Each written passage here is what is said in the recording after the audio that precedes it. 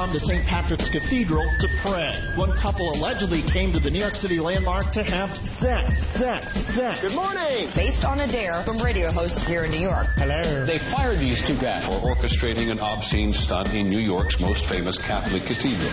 Shock jocks Opie and Anthony had encouraged the couple to have sex at locations where a producer was waiting to call in the play-by-play. Opie and Anthony were fired and their nationally syndicated show canceled. Did these shock jocks simply go too far? When they crossed the line? This is outrageous. Oh, dear. What are you, stupid?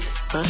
Just when everything was going good. Greg Opie Hughes. I like yam bags on the tool. And Anthony coming out. I'm hoping for a big, fiery rear ender. Broadcast an outrageous live account of a couple allegedly having sex right in New York's St. Patrick's Cathedral on a holy day of obligation. Presided over the slaughter of a wild pig. Closed down San Francisco's Bay Bridge. Encouraged teenage girls to run naked. And invited listeners to compare the taste of eggnog and urine. They're screwing everything up. Shock jocks. Not only does it involve obscenity in the most extreme form, the nerve of these people to actually have it as a setup. No crap, Sherlock. Die. But enough of this palaver. Let's get the show on the road.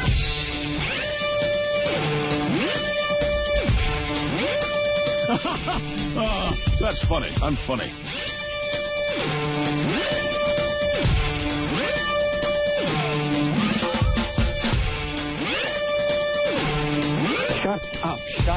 Shut up!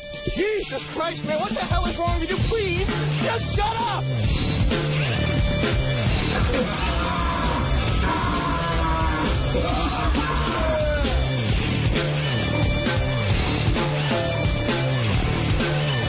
I'm a cop, you idiot. Hi. How are you? When the governor gets here, call me. I would like to just get to know you.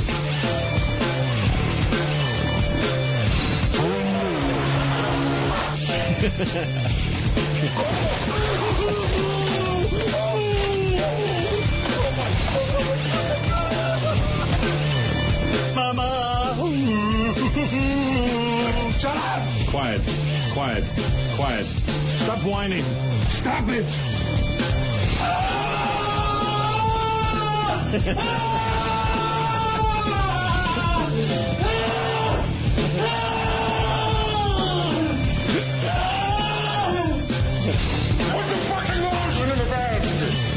Hey, good morning. This is the Opie and Anthony program on XM Satellite Radio. Hi. We call it a virus, the O&A virus. Yes, we do. Basically how it works, if you enjoy what you're hearing on this fine radio program, you tell a friend. And that spreads. And that's how the virus spreads. An audio version of the bird flu. And then the show gets more gooder, and then we get more money. Is that how it works? Absolutely. Who are we kidding? I don't think the listeners care about that, though, as much as we do. I don't think the listeners want to hear that, but it's about time we tell them that. Yeah, we're staying on until we get $600 million each. Absolutely. Each, not split. Gonna make that Howie money. Good old Howie was babbling on a show about us on Friday, I guess. The pests have turned us on. They informed us. Yes. The pests like to inform us when things are going awry out there in Radioland. The pests keep us informed of all situations. They're all over the place that go on. They work for the competition. Mm-hmm. They work for all these TV stations in New York City. They embedded. Are everywhere. They're embedded. It is Project Mayhem. Project Mayhem is unfolding in front of your eyes. Yeah. Yes, the radio version. It's the closest thing to Fight Club. It's real. We just do our show, and then all of a sudden we get all sorts of reports after every single radio show. Yeah. And then we go through all the information, the communique. Here's what this guy did. We got to sort out the accurate stuff from the bullshit. That's right. Intelligence people pawing over dossiers. Yeah, we got to throw the Opie and Anthony filter into everything. Right. But they're attacking message boards. They're letting us know what this guy said on his blog. Oh, yeah. What this website is saying about us. We're informed. The latest news articles on us. It's very nice. Very informed. We absolutely love our pests. And we love the fact that they're getting smarter and smarter every day. It's like training. They're kind of learning by trial and error what works, what doesn't. They got a little hierarchy going on. There's always a little infighting, which is good. Competition. Keeps them honest. Keeps them honest. Keeps them working hard. There's always somebody underneath the top dog trying to knock him off his perch. That's right. That's how it should work, right? That's insane. So, little militants.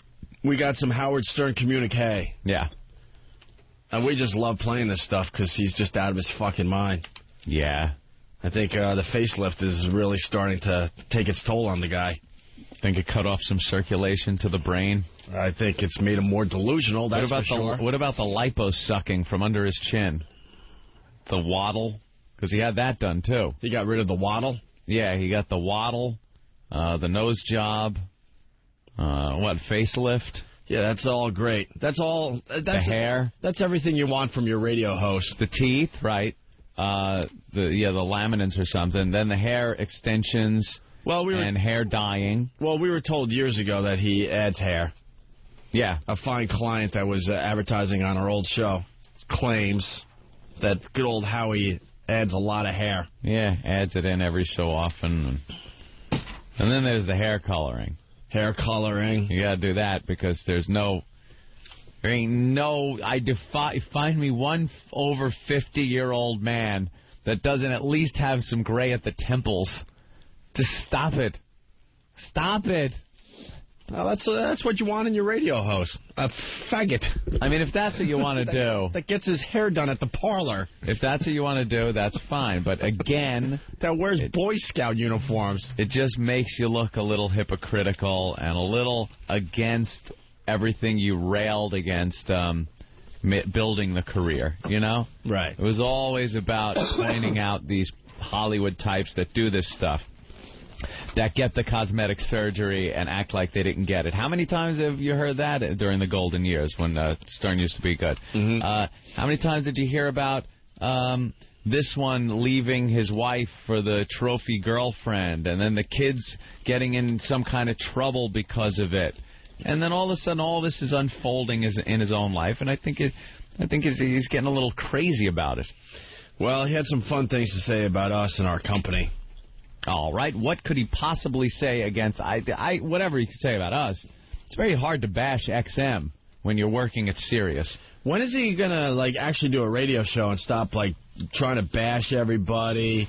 And he's already claiming that the government is going to, regulate satellite radio because of him. Yeah, so there's hours and hours of stuff he could talk about there instead of actually doing a entertaining radio show. Well, the past 10 years, and this is as per his confession, he's done subpar radio.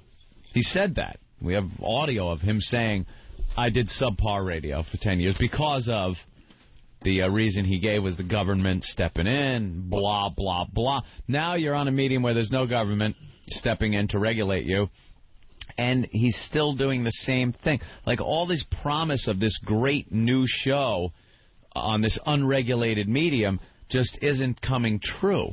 The people aren't hearing it. And the reviews on the new show are absolutely horrendous. They're abysmal. And it's not like this guy had 2 years off and came into radio and needed, a couple of weeks or months to build up to speed or anything.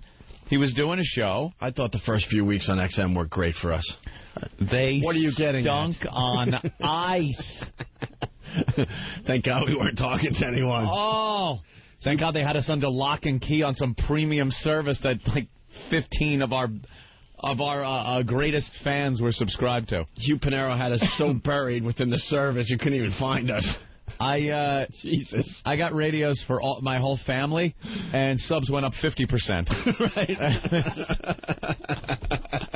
Wow, were they a little frightened about what we were going to do? Under lock and key. They really thought we had devil horns. Thank God. And then they finally came to their senses and opened us up to the full platform. And then since then, it's been... And then our stupid critics said, well, that proves that they're failing miserably on satellite radio. Let me tell you something about Opie and Anthony. If they were being successful... Ladies and gentlemen, angry typing guy. The angry typing guy, everybody. Would have kept him on the premium. One of my favorite characters. Angry typing guy. I just love these delusional asses out there that think they know something. Yeah. Taking us off the premium meant that we were actually being successful. We were doing well. And we weren't scaring the company like they had to fire us because we were so evil that nobody was buying XM because of us. See, because following the logic, if we failed miserably when we were on the premium channel, yeah, for the new XMers, you know, there was a thing where you sign up for the service and then there was a couple channels you could go, oh, I'll add this, this, and this, you know. But if that was the truth, that the reason they took us off the premium channel was because we were failing miserably, wouldn't they have just fired us at that point? Yeah. You stupid ass that types hard on their fucking typewriter. And talks funny as he does it. Mm-hmm. Yeah, that was a big thing. But, yeah, we finally, got off of that and was open up to the platform. It's been nothing but growth since then. Absolutely. Amazing. Absolutely. And then you got Howie. He was doing a show 1 week, a couple of weeks later. He's doing his new show, the one that's been hyped and pumped and talked about and on the news, and he's done interviews, and all we heard was how spectacular, revolutionary was a word that came up a lot, cutting edge that this was going to be. And I'm not even talking about the Opie and Anthony sheep or any of this. I'm talking about hardcore Stern fans. We got our guys out there in the field. They report to us with message boards from hardcore Stern fans that come up and say, this just ain't doing it. It ain't it. Where is it? Where's the show? Because now, it seems, he's just talking about being shut up again. Well, yeah, the front page of the Post today, I guess he's being censored already over there. Now, I don't know what to make of this. This, to me, sounds like a way he can do the show he used to do, which was just get on and pretty much spend 3 hours or so bitching about something. That's what he's done. That's his number one thing he does on his show, is just bitch about how he can't do a radio show. Those 10 years that he said he was doing subpar radio, it was 10 years of bitching about things he can't do because of some overpowering entity. Right. Well, the cover of the New York Post says, Mouthtrap. Stern will have to clean up his act on Sirius. Howard Stern may be coming down with a serious, spelled like the company, case of the bleeps. May I? Yeah.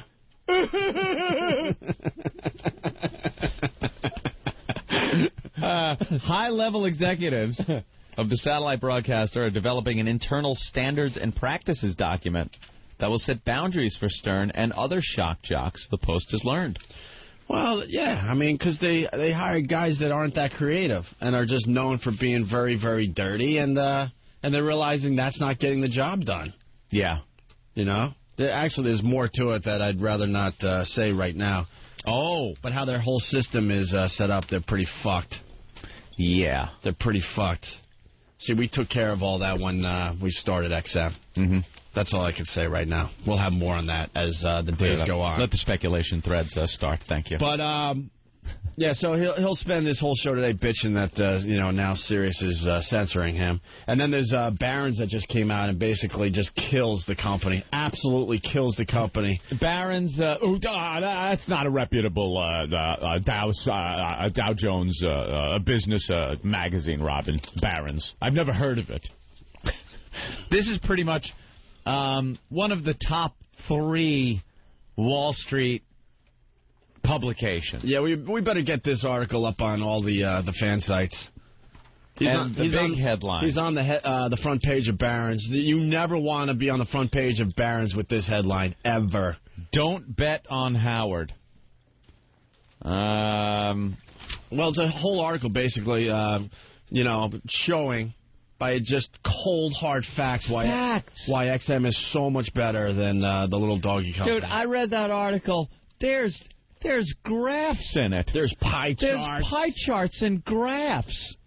I was no speculation, just cold, hard numbers. Real fact. Not idiots in front of microphones that think that just because they're talking in the mic that it's the truth.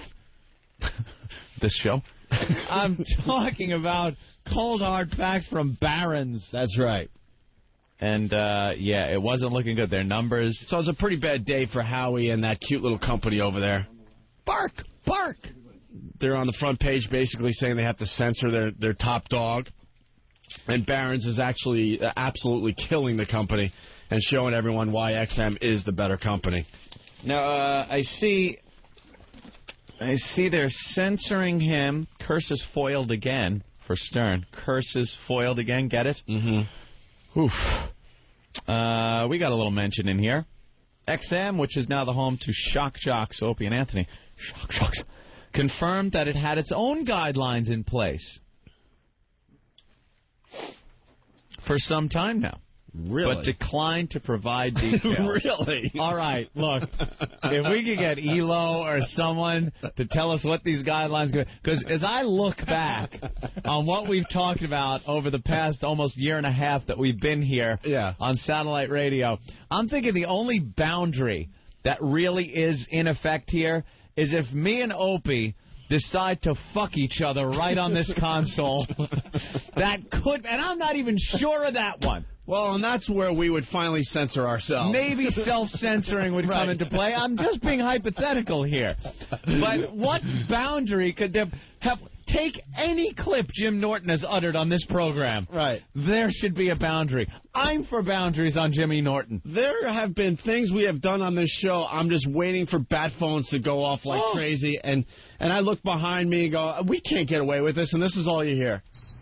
Nothing. That's what you hear from the manager's office. Nothing. That's it. This just in from XM Washington.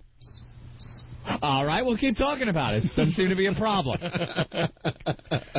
Oh, my God. I will have to call that statement hogwash. I am calling Bravo Sierra. Bravo Sierra. It's stronger, one notch up from hogwash. I know that's the corporate's job to look responsible.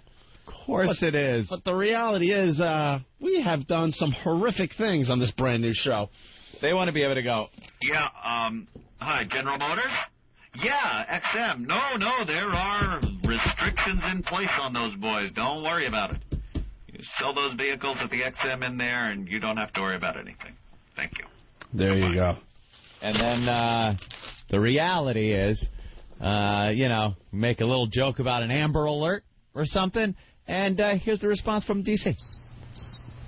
Hello? All right, it's fine, I guess. Keep up the good job, boys. That's what I hear every day. I get an email in my box every day about how the show ruled. That's right. That's all I hear. That's all I care about. I don't hear this. Ever. No mouth trap here. No, absolutely not. Anyway, good old Howie was at it on Friday, and thanks to one of our pests, here it is.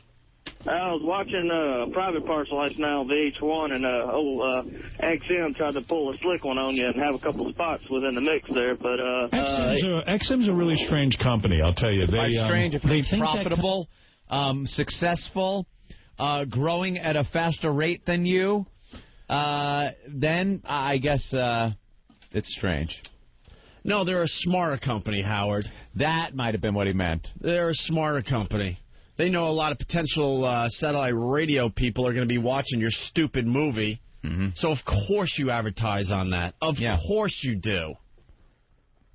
That's how it works. And it worked perfectly because now you got a guy calling up your show to talk about our company because they saw the commercial during your fucking movie. It worked perfectly for our company. It worked. Oh, it's not pretty, but it worked perfectly, didn't it, Howie? They think that kind of stuff gets to either me or to the company, and you got to understand something. It only highlights what we have going on around here. You know, it's so funny when we were doing our farewell show with thousands of people. All right. I haven't heard this yet. Yeah. And I swear to you, I did not hear this yet, okay? Mm-hmm. And I know he's going to take a shot at us, obviously, or the pest wouldn't have sent this in. Yeah. When Howie did his farewell show, on K-Rock, when his last show on commercial radio. Yep. We decided to get under his skin. Absolutely. Yeah. We had hundreds and hundreds of our pests show up at the fucking event and cause holy hell. Yeah. We got signage on the moving trucks that he hired. We got signage all over the subway stops. Anything that had a sign, we had our logo, XM logo, Opie and Anthony, WOW stickers. Every shot that was on the news that night, you saw an O&A sign somewhere in the crowd. Absolutely. Mm-hmm. Now, let me tell you why we did that. One, yes, to get publicity for our show. Because we're publicity whores. Absolutely. Yes. And the other thing, which is just as important, to get under that fucking asshole's skin. Yeah. And I guarantee you, I know for a fact, we got under his skin and we wrecked his cute little day. There's video of it. We wrecked his fucking day. There's video of it when his bus turns the corner and his crowd dwindles to pretty much nothing because they were all in one area to watch him give his little speech. And then he hopped on a bus, and I guess he was expecting the Broadway to just be lined with fans the whole way down to the Hard Rock Cafe.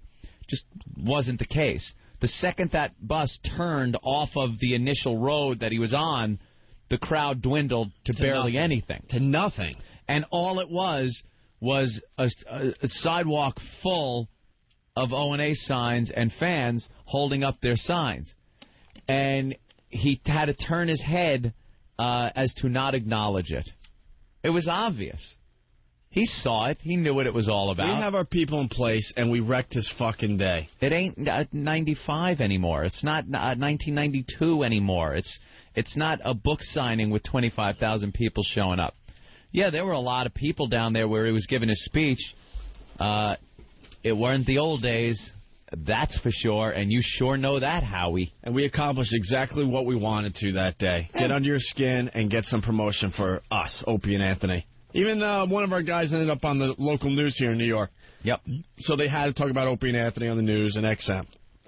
So we accomplished what we wanted to do. Let's hear what he has to say about this. Understand something. It only highlights what we have going on around here. You know, it's so funny when we were doing our farewell show with thousands of people in the street. I kind of felt, and this is going to sound weird to say, but I felt bad for Opie and Anthony. I mean, I honestly felt their desperation in trying. Dude, you're such a fucking liar. As soon as you saw that crowd of Opie and Anthony fans, which was a huge fucking crowd for your fucking event, your face, even though you've had a facelift basically, was melting. You were so pissed off. All that work you had done you started having a droopy face. You were so bummed out. And maybe you should we rained on your fucking parade. Maybe you should spend a little less time feeling sorry for us and thinking about your own show. We've been here. We've been on satellite radio for almost a year and a half, doing very well. Very successful, this program for XM. We're doing fine, Howie. You're the one that has a lot to prove, and initial reports coming in, it ain't quite working out as to the hype that was put out. And as far as feeling sorry for people, I think we were jumping on the we feel sorry for Howie bandwagon before you were feeling sorry for us. It's a little more, you know something? It's a little easier to feel sorry for a guy that had upwards of 10 million listeners nationwide, go to a company that has 3 million listeners total. And believe me, if 10% of them are tuned into you at any given moment, you're lucky. Which would be a huge number, Which would be a huge number. If they have 3 million listeners, 10% tuning into Howie would be a huge number. This isn't bullshit. This is the way it is. So don't feel sorry for us. We're fine over here. It's a fact that we're talking to more people than Howard Stern right now. Yeah. It's an absolute fact. Yep. Absolute fact. So don't feel sorry for us. Take that time and energy to maybe do a show and not feel sorry for us. I kind of felt, and this is going to sound weird to say, but I felt bad for Opie and Anthony. I mean, I honestly felt their desperation in trying to get... We talked about that. Yeah, I mean, they blew their career. Before they actually got big, that's probably... They would have had a big career, but they really screwed up big time. Well, because they're desperate guys. I mean, they're so desperate to be famous. So they had like 10 or 20 fans show up with signs. I hear they're losing channels. Yeah, they had some signs and stuff. And everyone just kind of looked at each other and said, "This is so sad. They kind of want to tie in with us in a weird way." Well, everywhere you went, shut up, Paul. They tried to be there. Yeah, it was kind of weird. And XM, similarly, like buying some ads during private parts, like I know they think that like irks someone or it's going to maybe like, wow, we really got them. It looks desperate. We did get you. You're talking about, you idiot. Yeah, that's to how say it there works. was only 20 Opie and Anthony fans there, you're just not being honest once again, Howie. Yeah. Once again. We wrecked our careers. I think our careers are just fine. We're doing just fine. Took a little different path than we thought we would, but we're doing fine. We had to go into rebuild mode. I didn't know we were going to get fired. He's right there. That career blew up. The terrestrial radio career, for the time being. We'll see what happens. But, we're on a different path than we thought we were going to be when we were on terrestrial radio, but no less gooder, I'll tell you that. It is a hell of a lot easier mentally to come in here on a daily basis and be able to talk about anything we want than it was on terrestrial. All right.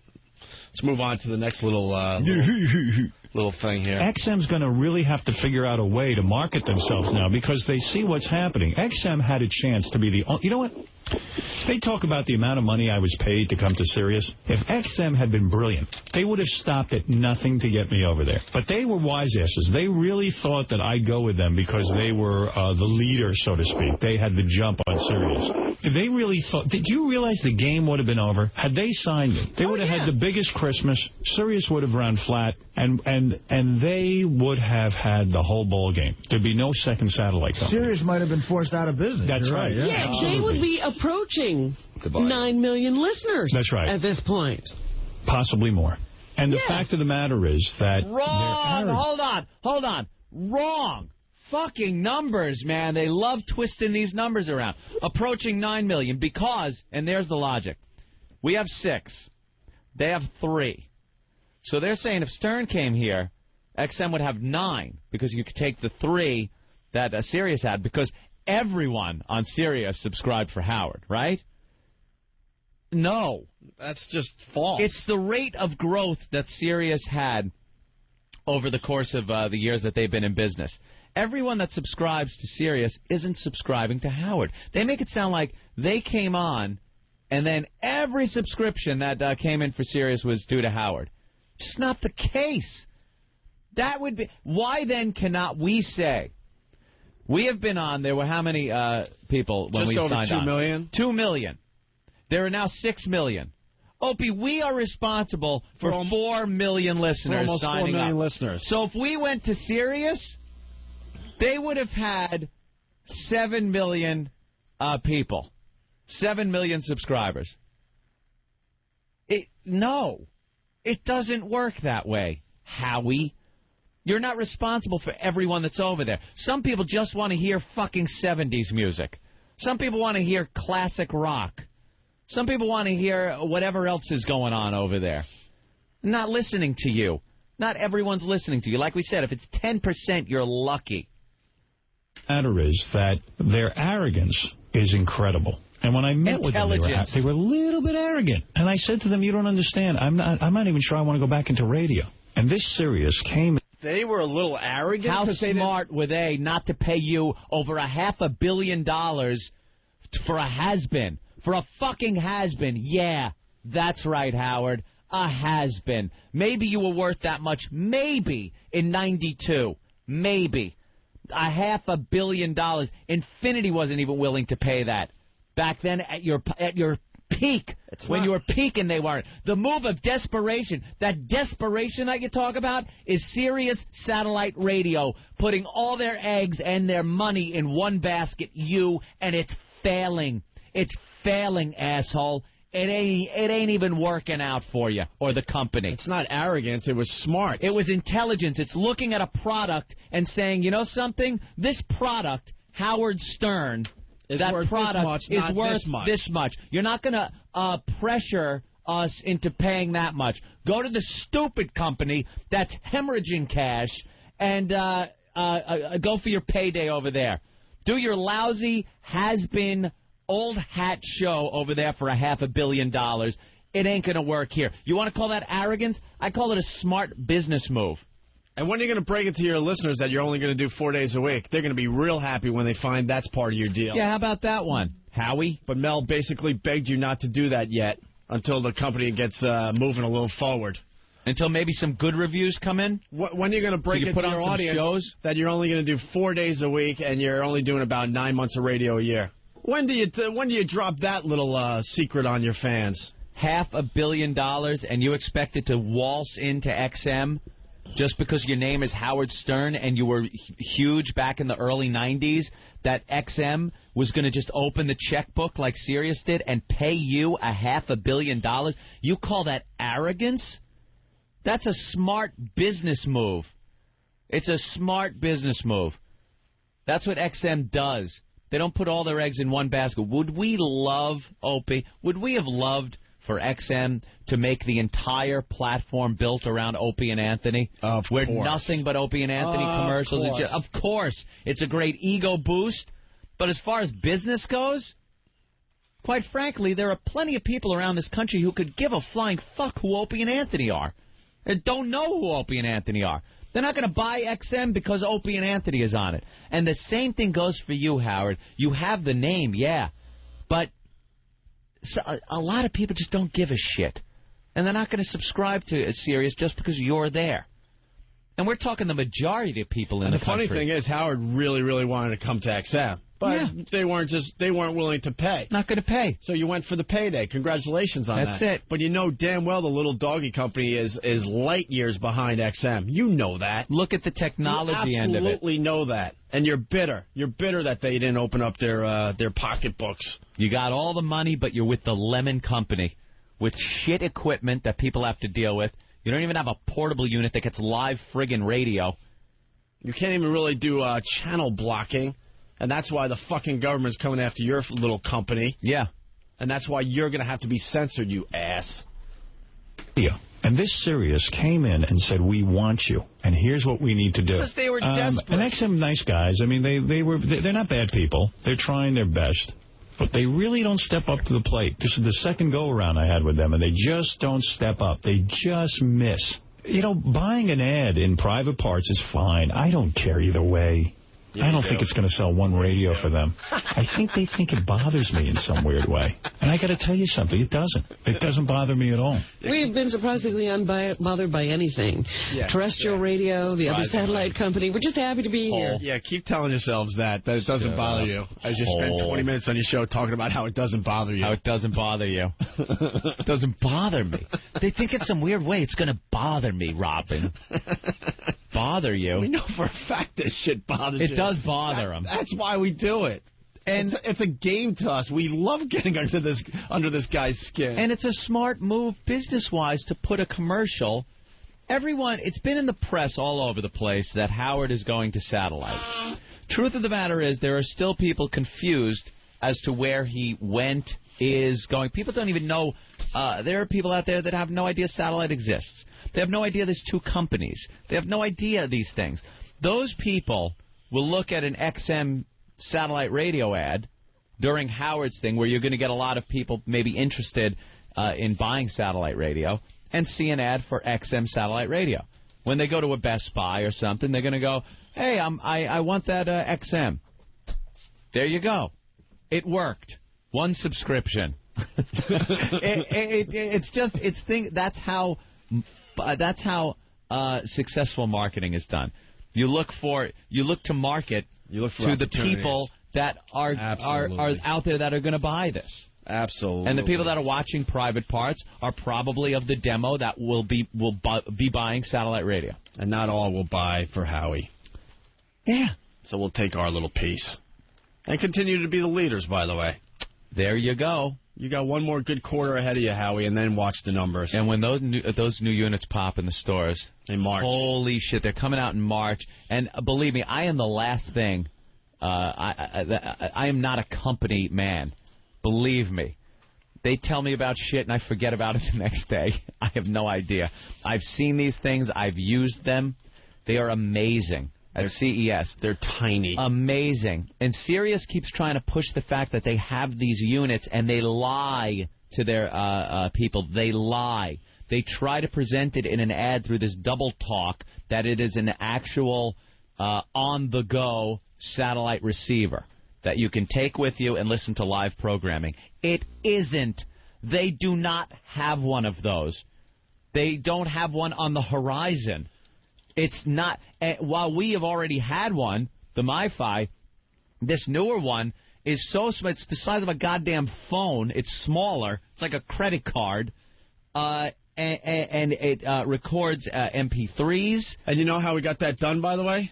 By not wasting the money on one show. Yeah. How about you take $500 million and put it in research and development for new equipment?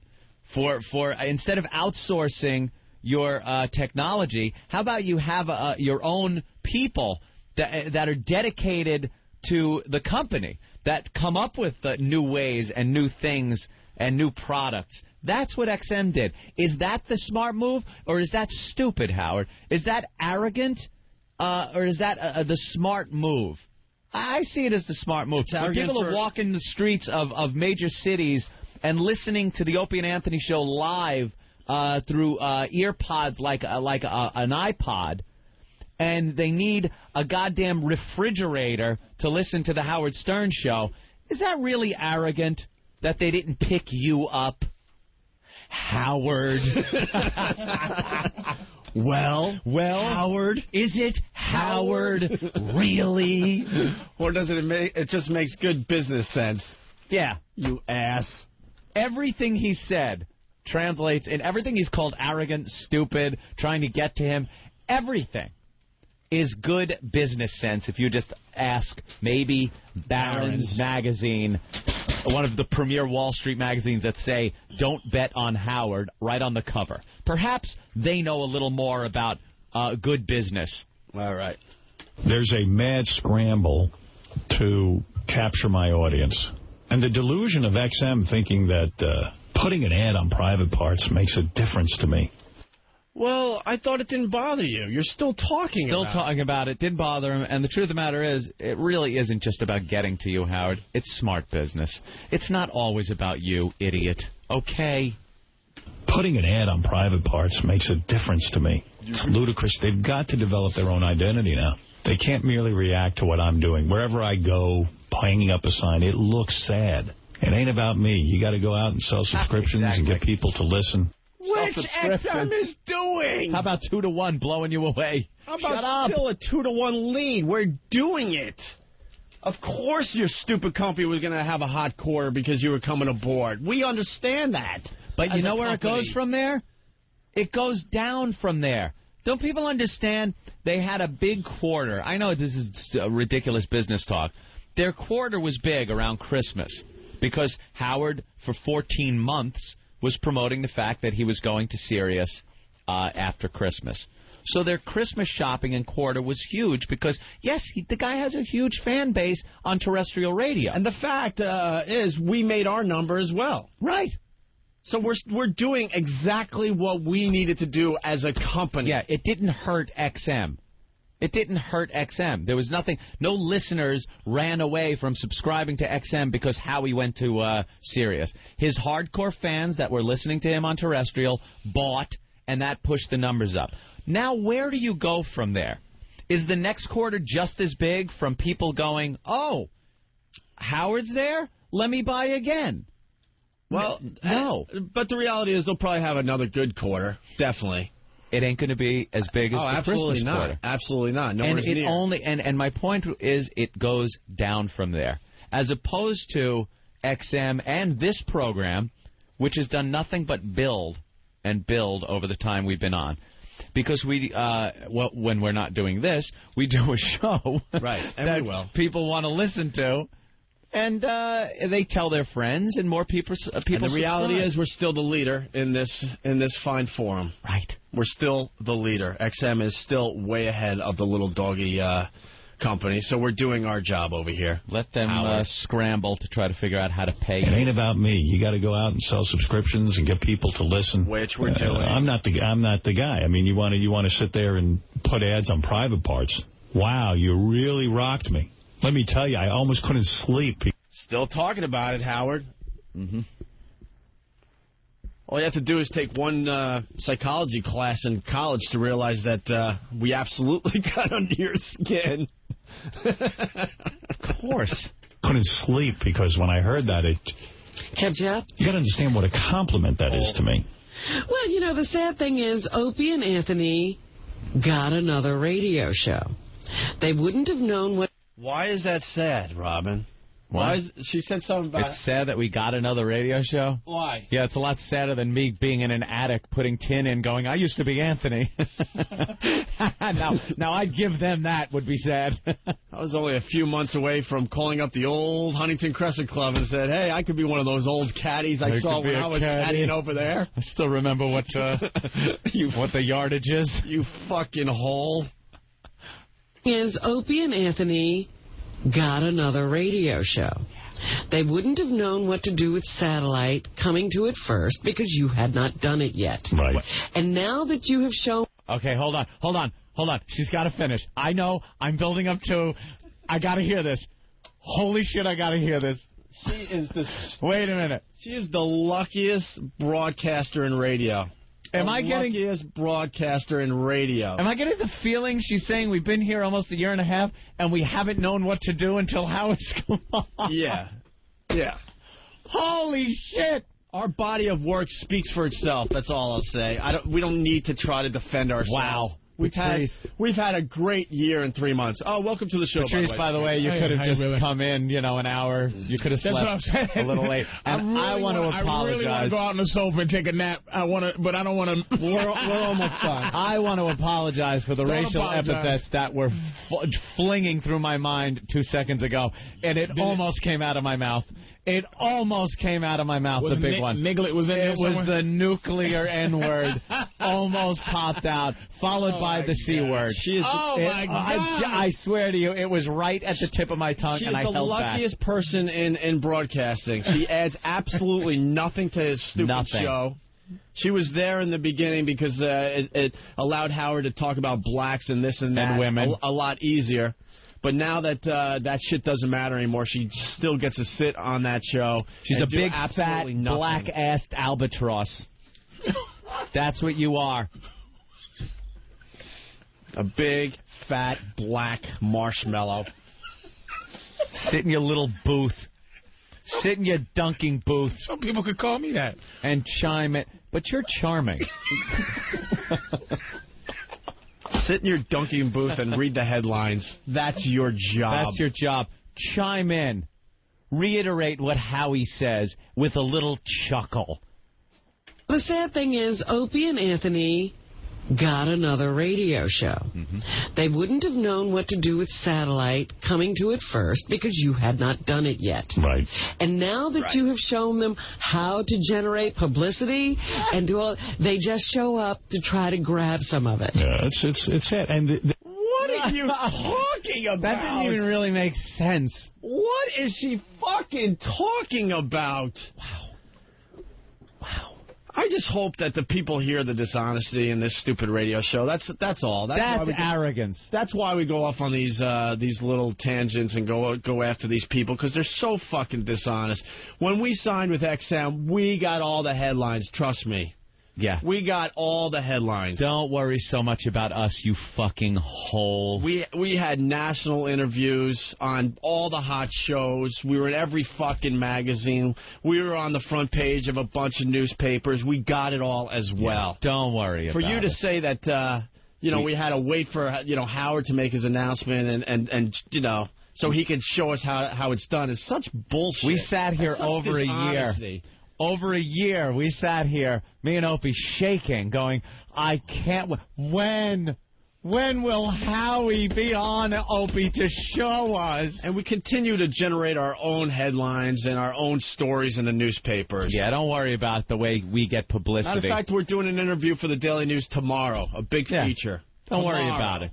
Tomorrow. Little paper in here in New York City called the Daily News. Thank you very much. A big, huge feature. We're doing that tomorrow. And if you look at our career from day one, I think we know how to get publicity.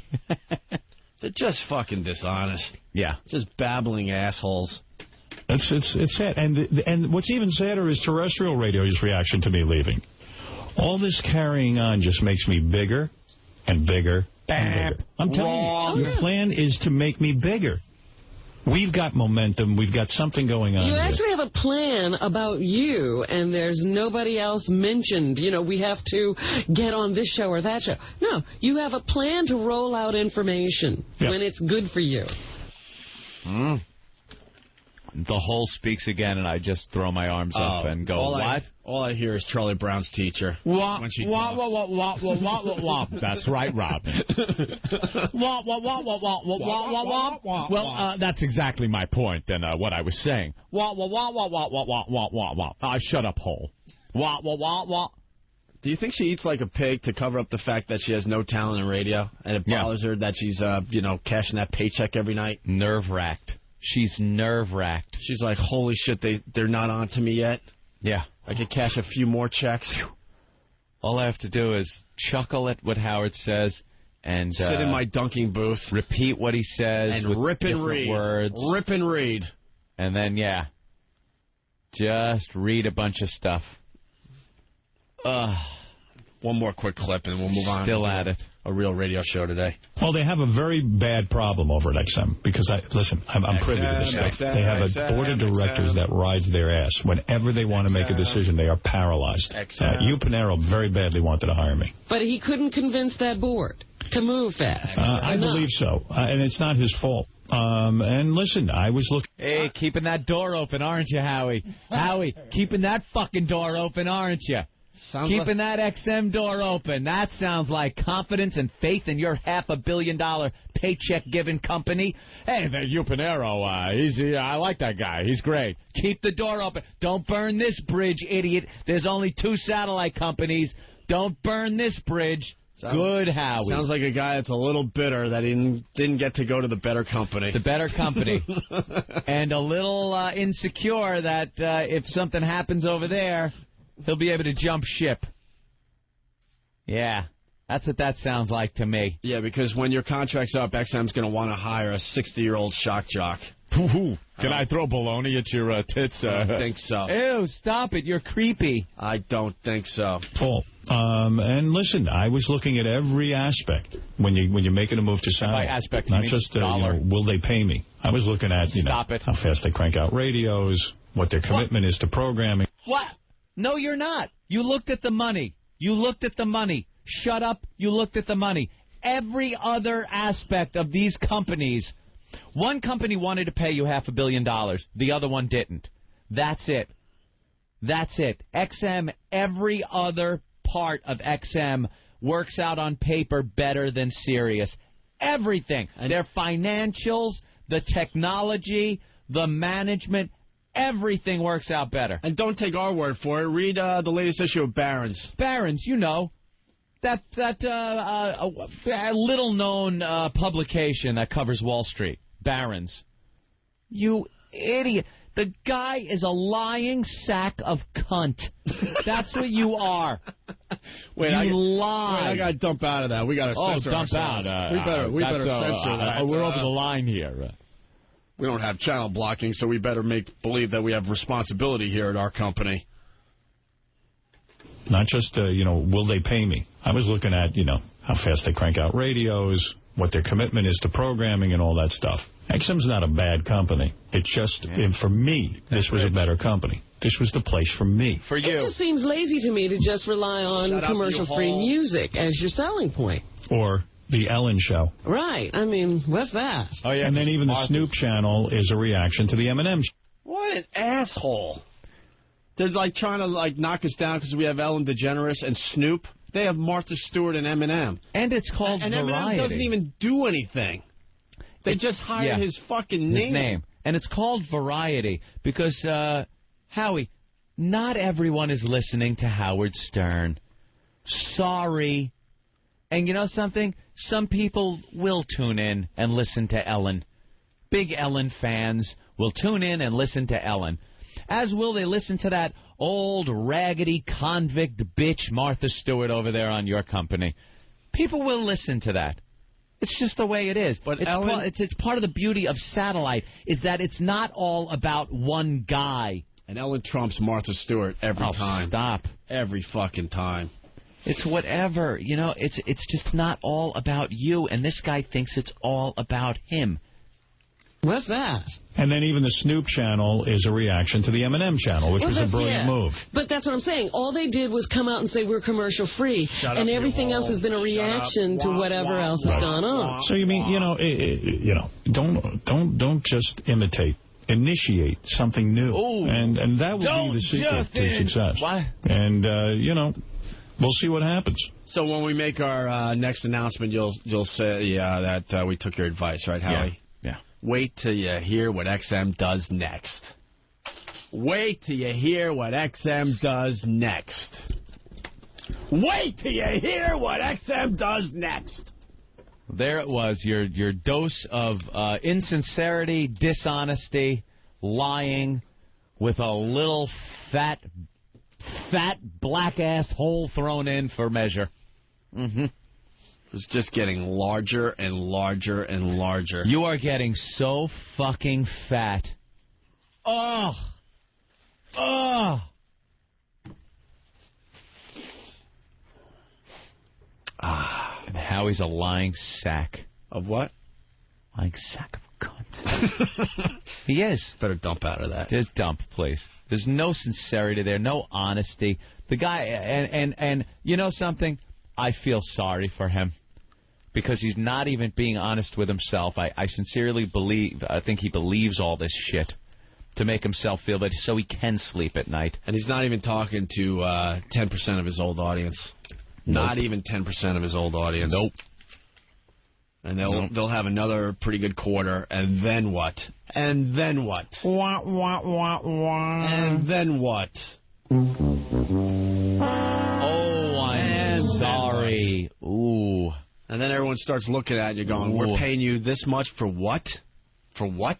I like the way the whole tried to twist the fact that even though we were here over a year on satellite radio, over a year before Howard hit satellite, that somehow even our satellite show is ripping him off. Right. How the hell do you spin? It's amazing, isn't it? How do you spin that one? It's amazing. They have a time machine, Robin. They took it to the future.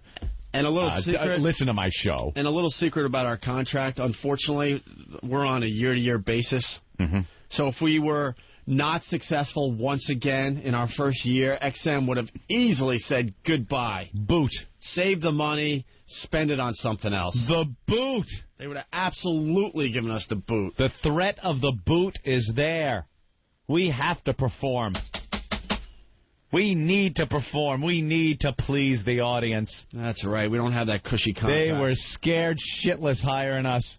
Who wouldn't be? That's why in all our interviews... In a church. That's why... assholes. That's why in all our interviews we talk about how we still have passion to do this. Right. And, Howard's become lazy, which is just a fact. We have passion to eat.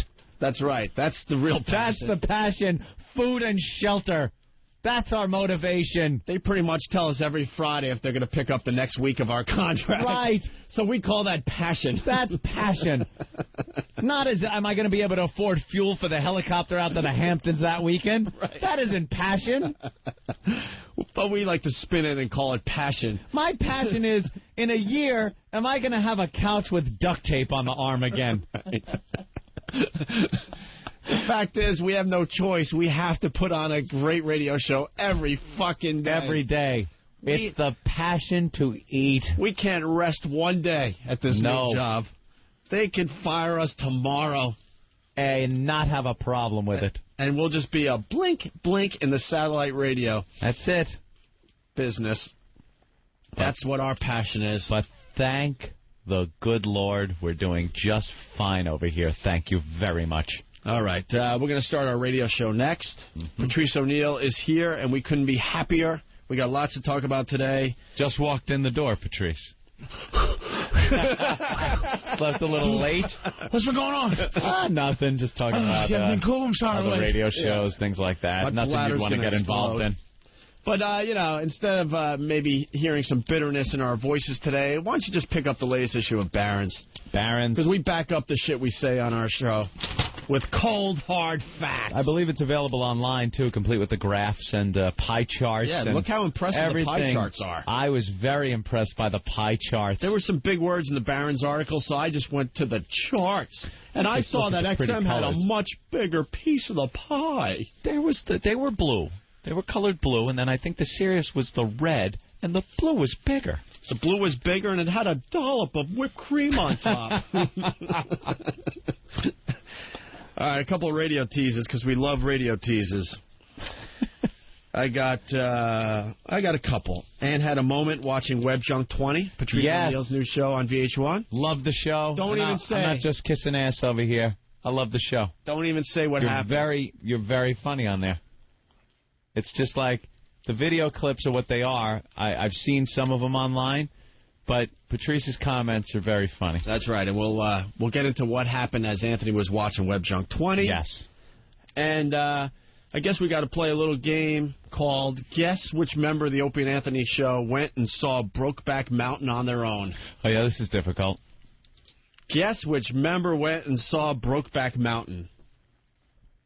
Actually went to the movie theater and said, I am going to see that movie. Brokeback, the faggot cowboy movie. That's the one I want to see. Excuse me, sir. 1 ticket to the faggot cowboy movie? Thank you. No, I don't want to give to the children. No, I don't want to see Munich. No, I don't want to see Scarlett Johansson and Match Point. Don't hand me 18 advertisements I have to throw away, too. I need 1 ticket to the faggot cowboy movie. When I go to the movies, they give you the ticket, and then they give you, like, I don't know, advertisements for the snack bar. Coupons. It's like, believe me, I'm walking up to it. Coupons. I know where it is. Right. I know it's available there. Right. It's not like, oh, I could get a Buick. Right. You know, it's a snack bar. Give me some Twizzlers. All right. We'll take a break, and we'll continue with some of these teases and some other things. Got to talk about Kobe scoring 81 points last night. Oh, and I hit my OnStar emergency button over the weekend. You did? Yes, I did. I'll talk about that. And after these words. And Howard's feeling very sorry for Aunt and I as we proceed to buy nice places of residence for ourselves. And I was shopping for a home in Manhattan over the weekend and had you house shopping? Had something a little crazy happen to me as well. Look at all these teasers. These are just teasing. We are teasing. You're not supposed to tease on satellite. Didn't Howie teach you that? But Howie continues to feel sorry for us. By the way, Howard, we'll continue to be wherever you're at, under your fucking skin. Yep. He's trying to use reverse psychology with the whole I feel sorry for these guys. No, we know it gets to you.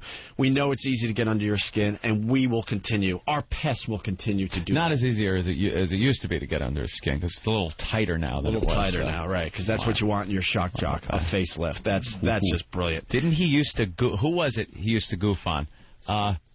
Scott Shannon. Holy shit, pull the audio of that one, kids.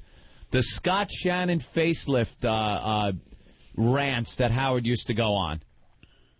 He's him now.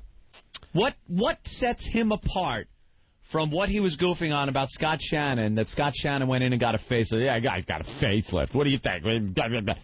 I remember listening to that. We know for a fact he has a new nose, a new neck. It was told to us. We can't confirm. Get a new show. We can't confirm this, but he adds hair all the fucking time. Yeah. And he pretty much has to go to a parlor to get his hair done. Ha ha ha, Howard. No, Chia Pet? Yeah. That was good. Stink. Feel sorry for me. All right, we'll end this segment with Howard Stern talking about the #1 satellite radio company in America. You got AM, you got FM, and now it's time to get XM. XM is the #1 satellite radio service, and it's doing for radio what cable did for TV, offering more choice than ever before with over 100 digital channels of music, news, sports, comedy, talk. XM's got a channel for just about every type of music, from hip-hop to album rock, heavy metal. They even have a channel for unsigned bands. Now you can hear the music you love the way you want to hear it, completely uncensored and 100% commercial-free, and in digital quality sound. It's easy to get XM. XM is available at electronic stores like Best Buy and Circuit City, or you can get it in new cars, including many General Motors, Honda, and Acura vehicles. Visit xmradio.com for details. Beyond AM, beyond FM, XM, satellite radio. Hardware and required subscription sold separately.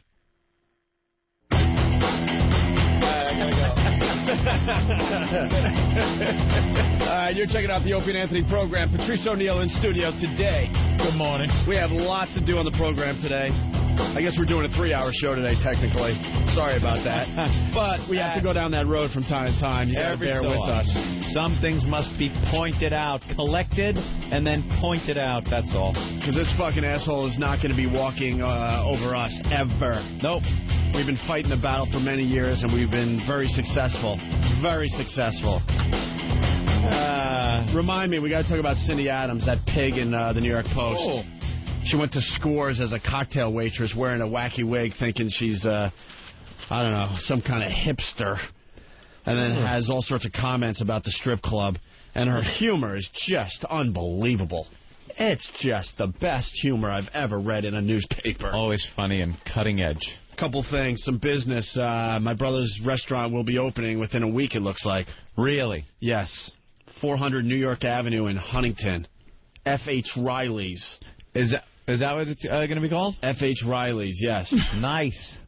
Go ahead. Why are you making fun of the name? No, I want to go to the grand opening and order my fucking roast beef and potatoes, my boiled cabbage stew at the fucking F.H. Riley's and shit. Fuck, man, you know, we're not Irish, but we'll fucking jump on the Irish bandwagon. Oh, why not? Why not? That's the type of names that do well in the old bar and restaurant business. That's true. Actually, F.H. is the initials of my late great dad, Fred Hughes. And Riley's the name of one of my nieces. So there you go. Oh. F.H. Riley's. F.H. Riley's. 400 New York Avenue in Huntington. We're going to be open for business any day. That sounds like a fun place. It actually is going to be a lot of fun. I like the name. F.H. You want to go down to Riley's? Well, after the explanation of the name, it's like you can't even joke no more. Oh, you can joke. Thanks a lot, Opie, for fucking it. It's my dad and my niece. It's like, thank you, beloved family members. I can't even, trash it now. Yes, you can. You can do whatever you want. Dude, trust me. I would. If you want to trash.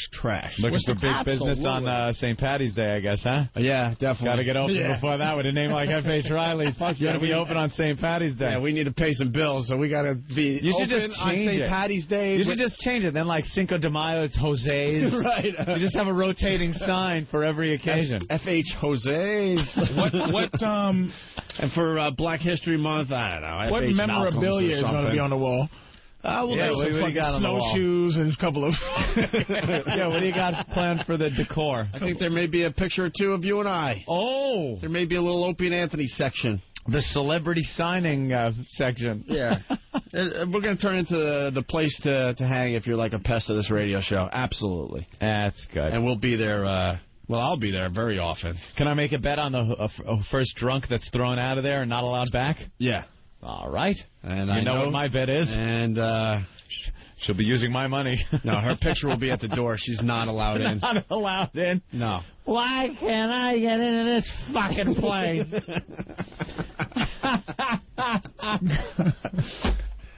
Well, have a little 6-piece Riley fingers. Some. Oh, yeah. No, my brother's an amazing chef. He's been doing it his whole life. What's the cuisine? American, so it's a little of everything, you know. You'll have your fish, your chicken, your steak. You'll have your little... angry typing guy chicken fingers, things like that. I want him to come up with... I want the chicken fingers. I want him to come up with a drink called the Oopsie. Oopsie. Dude, that was making me laugh all weekend long. We were doing the Oopsie. Oopsie. We were begging girls, because we were just hanging out at the restaurant, all night Saturday and stuff, and we're just begging, girls to give us the Oopsie. Yeah, little lean. And something pops out. The old Oopsie. Oopsie. So that's exciting news.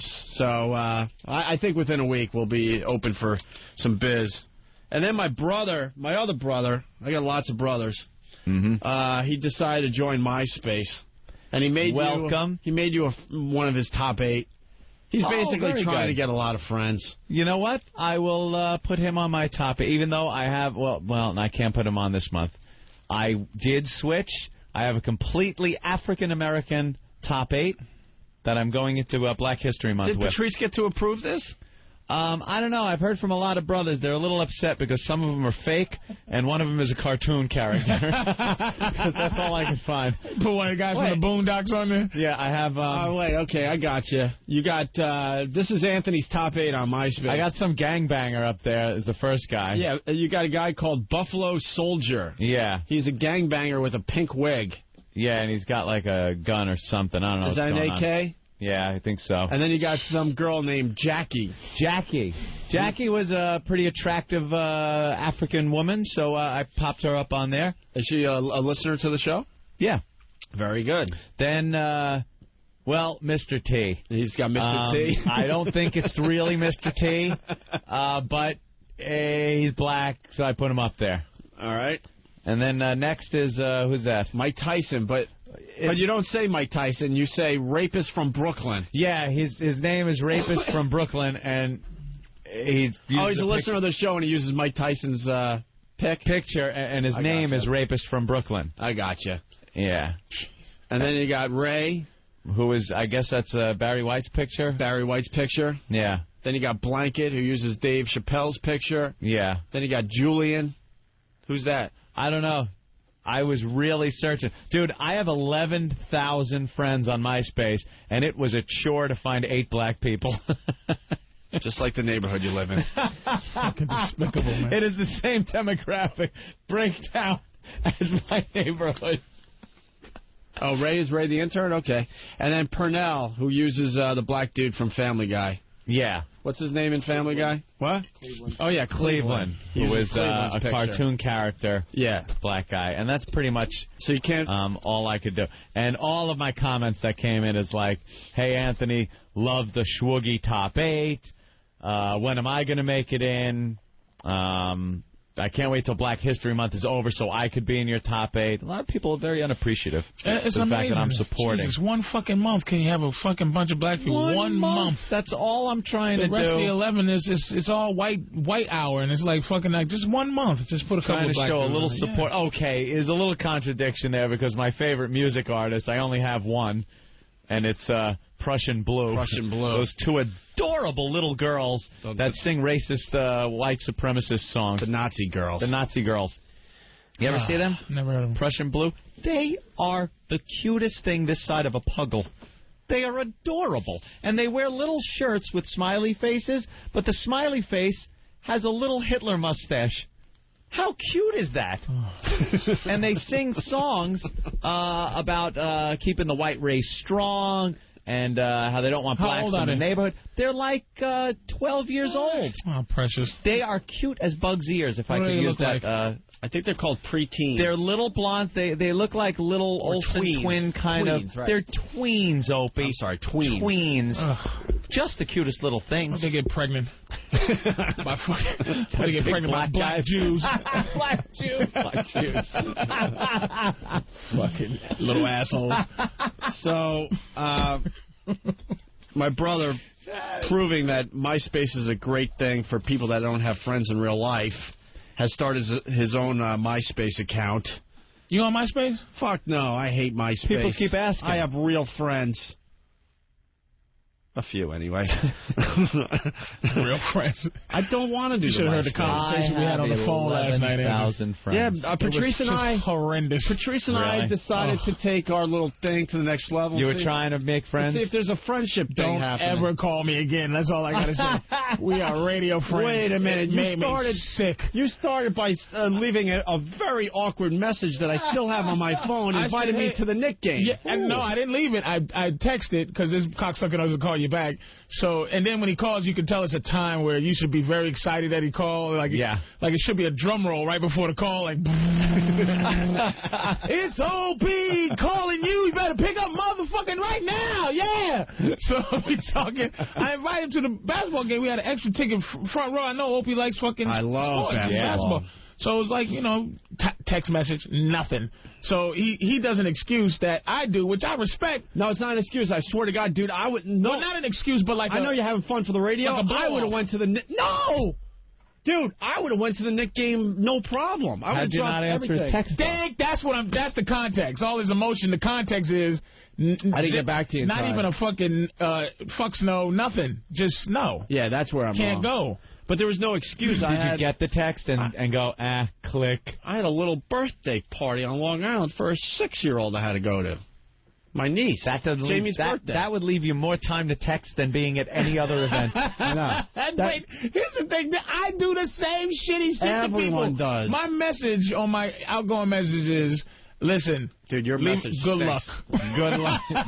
Leave a message and cross your fingers. Because I know I'm a hunk of shit. All right, it's no big deal. So you got to take your own medicine. So maybe we could be friends. We could be friends. As I look at a 516 number, 516. Oh, what the fuck? You know, fuck you want. We had small talk on the phone last night. I think it went okay. It was very awkward. Small talk. Because we decided to take it to the next level. You know, we're all getting along with Patrice. So now, like, he invited me to the Knick game. I called him back last night. A little small talk. Yeah. I think there's a potential friendship that's blooming. Did you have any mutual interests that you talked about? You can feel when it was... you know how you feel when it just died out. Like, you know, like with the spaghetti strainer, that last bit of water that you drain off the spaghetti. You can feel that conversation just draining off the spaghetti. Left. And it just was like, so then. Hey, man, I'm going to watch Flavor. I'm like, not watching it, just, oh, no, it didn't hit that wall. And then there was the awkward hang-up. It was just, I thought it was a good start, though. Take it easy, man. It was a good try. No, it's not even a try. I would like to be your friend, actually. I have a similar story. Bob Kelly tried to become my friend because he started doing the radio show, and I was at Starbucks with him and Jim Norton one day, and he's doing all that small talk bullshit. You know, just babbling about nothing. I actually looked at him. He'll tell you. And I go, Bob, I got to tell you, man, I don't think you and I will ever become friends. It ain't going to happen. I'm not feeling it. Instead of feeling our way through this and making believe, I just want to tell you right off the bat, I don't think you can become friends. Ain't working. Norton's eyes were like fucking huge. You gotta love a motherfucker like that. I was like, lay it out let's there. Stop don't trying. Even try. Let's stop trying. It ain't happening. That's so genius. I don't hate the guy or anything, but I'm like, you know, Bob, I'm not feeling honest, and no one's wasting time. Now you're not wasting time. Fucking E-Rock just tried to have a low drop. Hey, Opie, how's your brother's restaurant? Opie's like, what? He said what? Yeah, 10 minutes later, what? You can see the look on his face, like he's been trying ever since he's been on the show, and it just ain't happening. He's like, goes home and goes, I'm going to find something else in my life because I'm tired of being just this Mr. Computer Boy. Go get the CD. I just want to say hi to Gregory. Maybe it'll build up into something. He was feeling good, you know. He's like, wait, you know what? I think he's open for a little conversation today. No, and when it's so forced, you try to find something to like get into. You just go, wait, what's a good one? Oh, well, the restaurant's very important to him right now. Sure. Yeah. I bring nothing to the table. I bring nothing to the table. We didn't have a bad conversation. It was like, it was our very first outside of this radio I liked it, kind of conversation. I actually liked it. Fine. I was actually going to call you up because I wanted to go down to the Cellar this weekend, but then I had to get out to Long Island, check out the restaurant and stuff. But the Knick game was cool, huh? Yeah. Fucking dude, I've never sat on the court. Genius.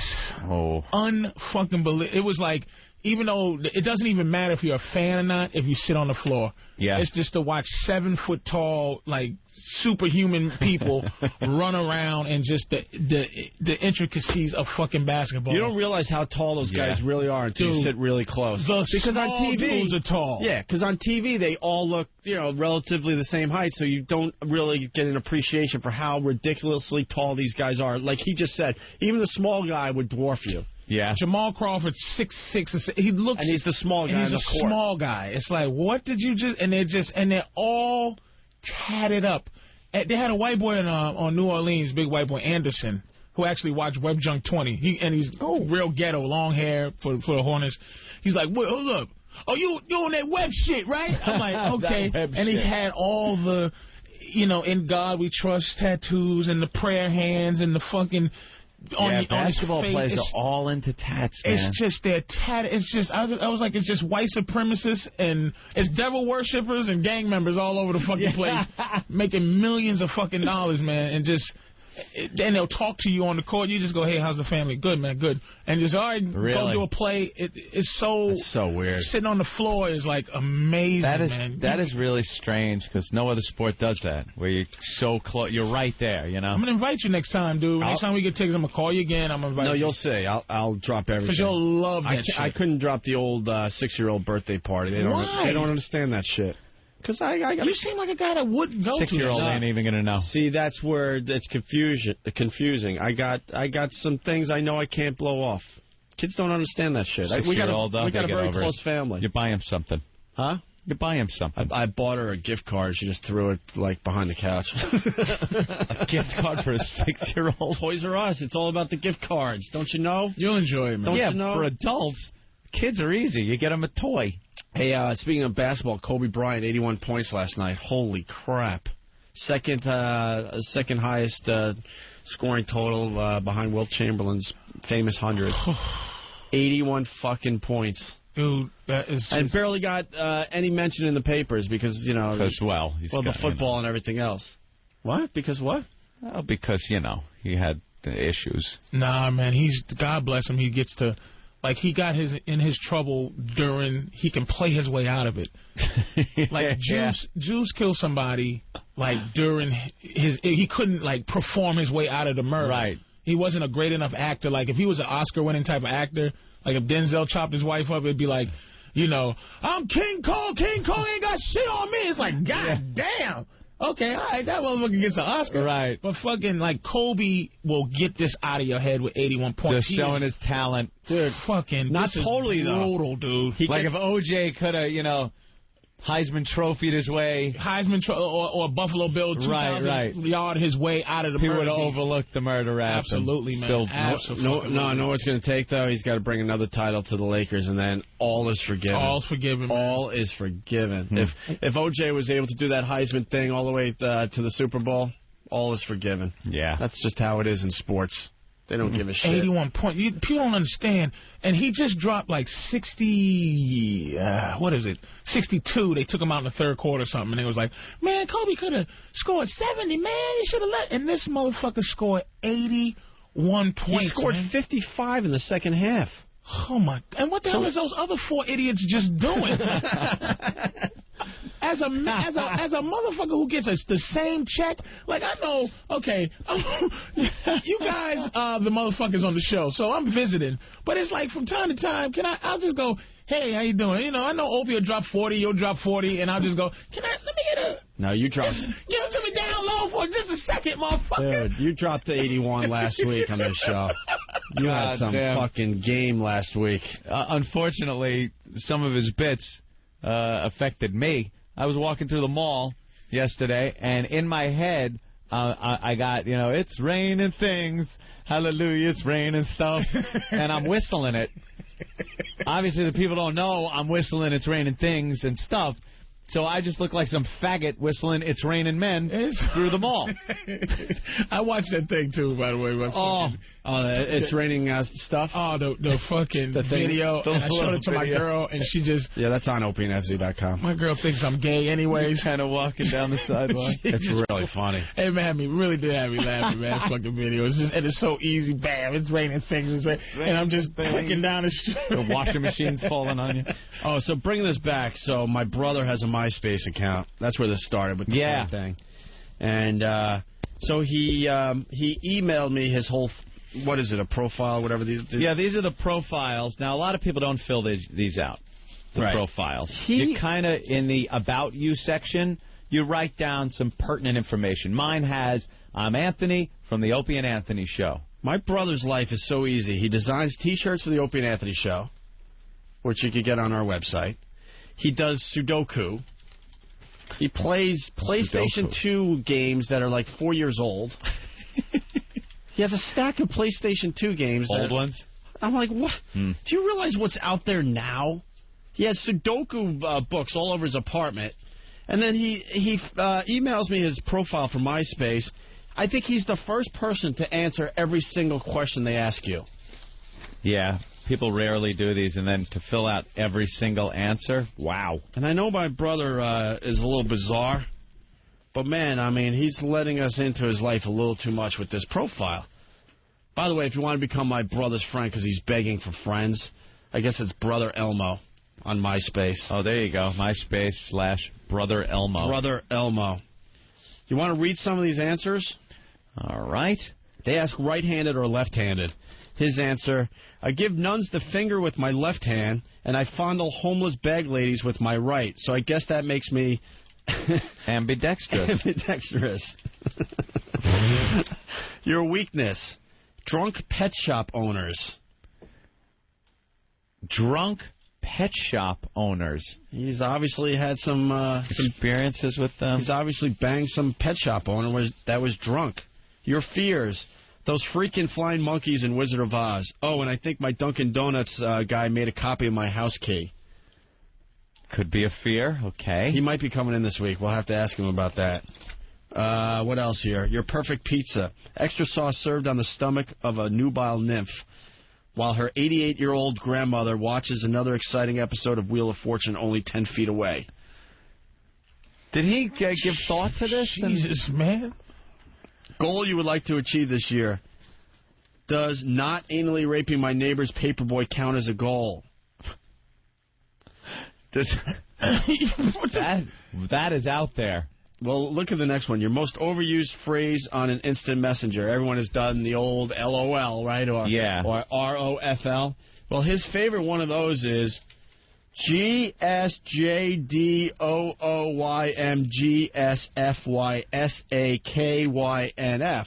A very popular one that a lot of people like to use. I'm surprised that he went with that one, Anthony. You want to tell everyone what it means? Go suck Jack Daniels out of your mommy's gaping snatch, fuck your sister, and kill the neighbor's ferret.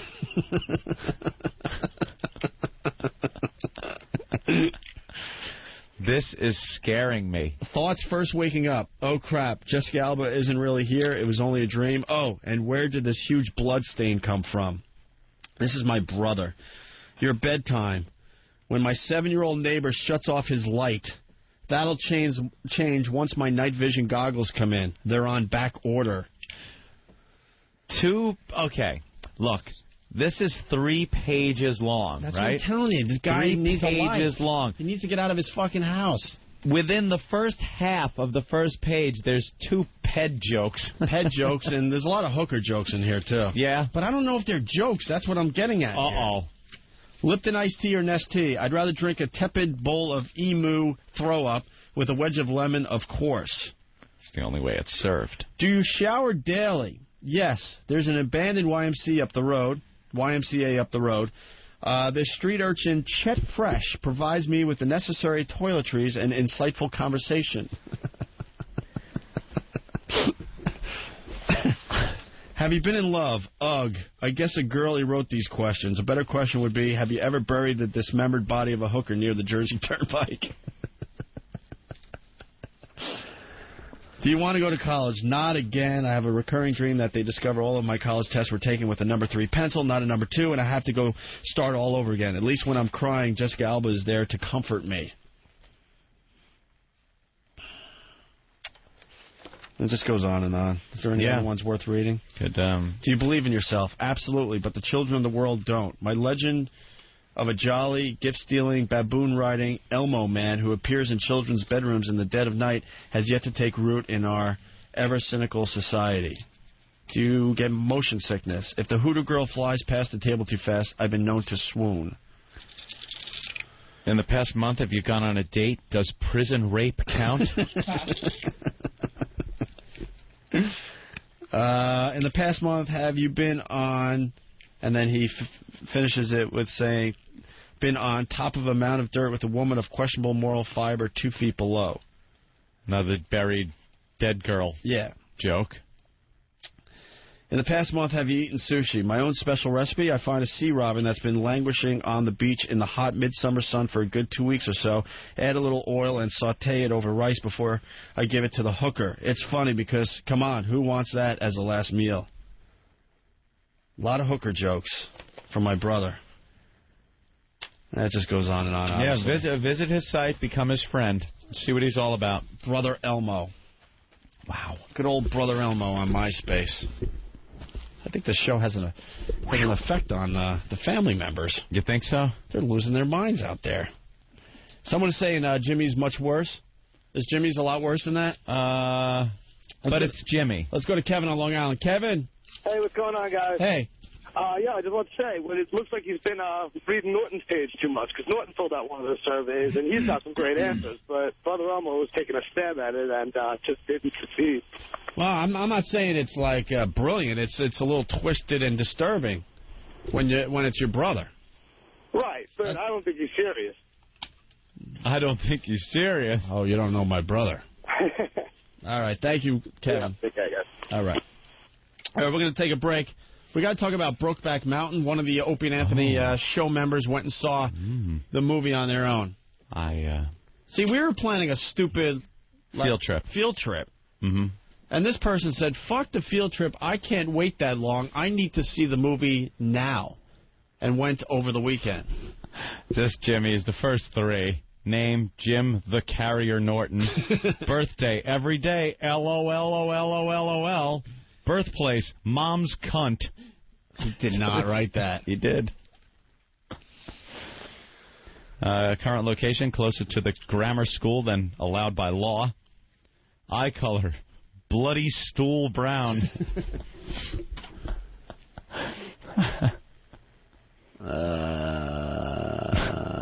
Yeah, it just goes on and on. So everyone jumping on the MySpace bandwagon.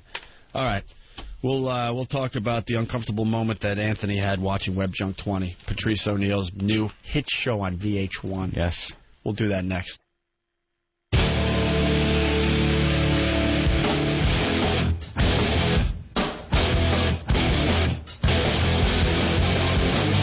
That's going to be cool on Friday. We're talking about American Mess. It starts up this coming Friday on the Opie and Anthony program. A lot of people confused. They think you need, I don't know, something wrong with your body to get in the door. No. If you're just a mess in general, if you have something to offer this radio program, kind of like Stalker Patty, Patrick Menaki, Big A, Twitchell's, half a Hulk face, we're looking for that unusual, freakish person, I guess. I guess we're kind of looking for the next freak. Speech impediment. Could be a chick with those fucked up teeth where she can't talk or get dates. Say anything. Or you're a girl that could smoke a cigarette through your vag. We've seen that before. Well, we have seen that. So maybe it's a special talent, something that we could take on the road with us and exploit. What is unacceptable? An unacceptable fucking makes you cringe body ailment. Ooh. Fucking affliction. Yeah. Just a horrible affliction. Spina bifida. So it's pretty much open, man. And we got Patrice. He's going to be one of the judges. I think we should make Twitchell's one of the judges because he's the latest find. So let him help us find another person. I think my brother Elmo is coming in because he's pretty harsh when it comes to this shit. But it's American Mess. I think we're going to do an open call every Friday for a while until we really get that special person. Get a good collection up. And I believe the best one that comes in Friday, I got to get Ben in here real fast. I think we got 2 tickets to the Lingerie Bowl. Or 2 trips? I think we have 2 trips. 2 trips? 2 trips, yeah. You want to spread out the trips? Or is it too late? Like the best one on Friday, we give a trip to the Lingerie Bowl, and then the following Friday? That would be the way to go. That's a close, but it's that weekend. Oh, that's I got to check with the flights. No, you're right. All right, we'll probably have 2 trips to Lingerie Bowl, 2 separate trips to Lingerie Bowl for the 2 best messes we see on Friday. With a guest. With a guest, yeah. Saturday is the Lingerie Bowl? No, it's on Sunday, but if we did I guess you could do it. I could check. Who's winning the Super Bowl, by the way? Pittsburgh. This Super Bowl's going to stink. No, it's not. It's just we got listeners. The bus. We got listeners in Pittsburgh. They're very excited. I really am rooting for it's 2 who cares teams. I mean, not Pittsburgh's not a who cares. No, team. come on. You got to love Pittsburgh. I mean, it's fucking Seattle. Where I sit, I could care less about the Steelers. How can you not like the Steelers? How can you not like Pettis and the coach? I do want the Steelers over the Seahawks, but do I care that much? Steelers is that's like a major. It's going to be the Super Bowl. Yeah, but it's going to be the lowest rated Super Bowl in recent years. Only because of the fucking Seahawks. The Seattle Seahawks made fucking gay the Seattle Seahawks. It's been raining in Seattle for, what, 40 straight days? The Kentucky Pigeons. It didn't rain yesterday. Yeah. Some of those names are just Seattle stupid. just isn't a football city. No. You know, they really don't care about. They'd rather just No, do they do heroin. care. They do care. Sit and do fucking heroin. I don't know, man. That was. Yeah, did you hear how loud that crowd was yesterday during the game? I mean, you could barely hear Troy Aikman. No, They're great fans, man. Yeah. Troy, you could barely hear them commentating. Do we really need to hear Troy Aikman? I like Troy anyway. Aikman. You don't like his commentating? What do you love about football, big man? Nothing's worse than Shannon Sharp. He's the worst. Why? You can't even understand what he's saying. And then he I understand exactly what he's saying. Well. Look in the mirror. I mean, Jesus.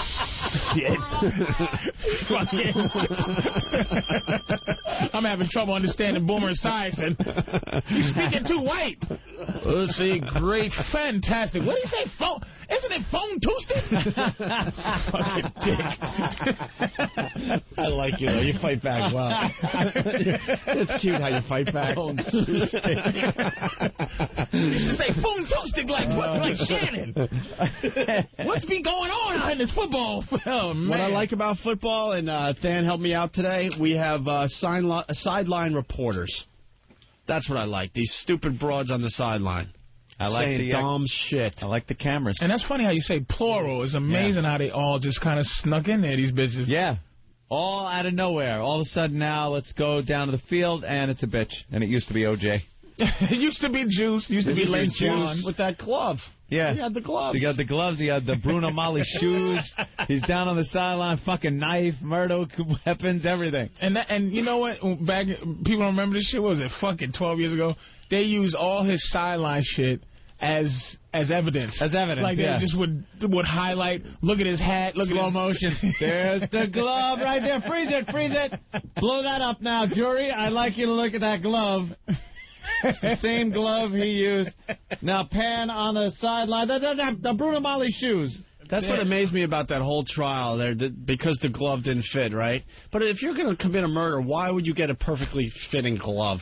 Well, wouldn't that be in your psyche? Like, all right, I'm going to get a oversized glove or a glove that's a little tight. That glove fucking fit. No one said no. Yeah, didn't he have some kind of? No one gets an undersized murder glove.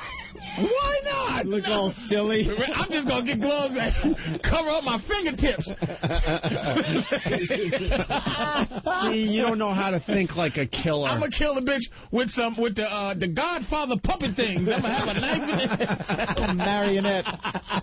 You don't know how to think like a killer. No, that glove fit fine. He had that fucking plastic glove over it first. So that the blood or something. So he had a surgical glove on, and then they're trying to pull it on, and he's making an arthritis claw as they're trying to pull it on. That was that was more acting than he did in the Naked Gun movie. I don't think it was. You know, he put it on and made that face like, oh shit. And he's looking and he's going, it don't fit. He was doing it. He was pointing at his own hand with the glove on it and making the look. It don't fit. As he's stretching the fingers as far as they can go. Oh, can you imagine OJ. that there are people that are 18 years old now that were in the fucking preschool when that shit started, when that happened, and they don't even know why their parents and their uncles and people still to this day are thinking about fucking Juice. How does that fucking happen? How is Juice? It's 12 years later. We went from woman sideline things to a complete glove explanation with the claw and the fucking and the passion. How did this happen? Still, to this day, we talk about the second Johnny Cochran came up with, hey, if it doesn't fit, you must have quit. God took the part of the brain that came up with that and put a fucking tumor in it. The same part that came up with that rhyme, he put that right in the courtroom. He put the tumor there, and years later, that's what killed him. Oh, man. If it does not fit, you must have quit. I just want white people to admit that that's all I want out of this OJ thing. I'll leave white people alone for the rest of my life if they can just admit that that nigga getting off with that shit bothered them on just a racial level. Stop with the I'm just upset. I'm angry with when any man kills any woman anywhere in life. It was the fact that Johnny Cochran and all the rest of them completely played the race card. They used Mark Furman, just another white cop who used the word nigger somewhere in his career. God forbid. I defy you to find one white person out there that hasn't uttered that word at some point in their life. Never mind a cop. I won't. You'll find it. I'll find You'll him. have to tape it and then be approved. I'll never find the person. Find him at the secret meetings every week. Did O.J. do it? Oh. No, stop it. How do you not say yes instantly? Oh, my God. Now you are fucking with us. No. Can I please say something? Why? If it's not yes, admit that he not did yes, it. no, you can't, and you have to leave this. It's insinuating. Let me just Trust say me, this. there's not many brothers listening to this program. You're safe here. There's a lot of brothers. You're safe here. Can I tell you something? Yeah. I got a couple of emails. There's a underground. I know you told us about the Underground Railroad. It's like the DL. Black listeners, man, that really listen to the show, but they can't admit it because you guys are so frothing at the mouth. Oh, I know. Look, it's just me, you, and Anthony. Did O.J. do it? Listen to me. You're not in the community. You have to let... This is the thing you always have to understand. Why can't we find one black guy to admit that O.J. did it? Because you have to listen to what it is. Yeah, I want to hear excuses all the time. Okay. Can you answer by saying yes or no? I'll go black community and I'll go my own personal feeling. Okay? All right. Understanding human nature, this is my own personal feelings. By the way, this is a yes or no question. Yes. Because I cannot. It's just like Michael Jackson, okay? I'll be honest. It's like when a white person asks you the question. If a black people ask me, it's like, hell yeah, the motherfucker touched the kid. Fuck yeah, he did it. Yeah. But when white people ask you black questions, it's just like, you can't just say yes. Right. You can't. It's the rules. Why, yes, sir, he did. Yes, sir. Them Glovers fit. And that's just like I was on fucking Adam Carolla. And Adam Carolla showed me a picture of, talking about all reality shows suck, but he shows a picture of Whitney Houston and Bobby Brown, and Whitney with the cracked up face. Right. And it's like, why would you pull out all the fucking so that I'm the motherfucker that trashes crackhead Whitney to save you? This? Fuck you. I know the tricks, motherfucker. So it's like it has to be extenuating. Now I'm just gonna say, here's what I'm saying. Okay. Human nature. Yes or no. No one listen. No one plans to chop. Premeditated. If they had said that it was a crime of passion, I'll immediately say Juice did it. But no one first-degree plans to chop their wife up. Yes, they do. They absolutely Anthony, do. No one first-degree plans to almost remove a head in a brutal knifing. No one says, you know what, here's my plan. All right, I'm going to get together and put these gloves on, these shoes, I'm going to sneak, and then I'm going to chop the bitch's head off. They do things like poison or shoot her with a silencer or something if you're going to plan a murder. You don't plan a chop up. He wanted it to look like it was a random murder on the street somewhere. So he comes up with the knife, the friggin' mask, boom, slit the throat. The guy is there. He's got to take him out, and then he juices his way home, covered in all the blood and the friggin' hood, and he's throwing stuff. The limo driver's outside. He's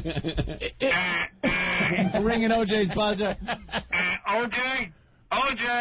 Where's my doorbell? OJ! This is our greatest bit ever. And for 15 minutes, 20 minutes go by, the limo driver waiting for O.J., nothing. Let me hit the bell again. I got it. Hold on. Okay. I love being part of this bit. Hold on.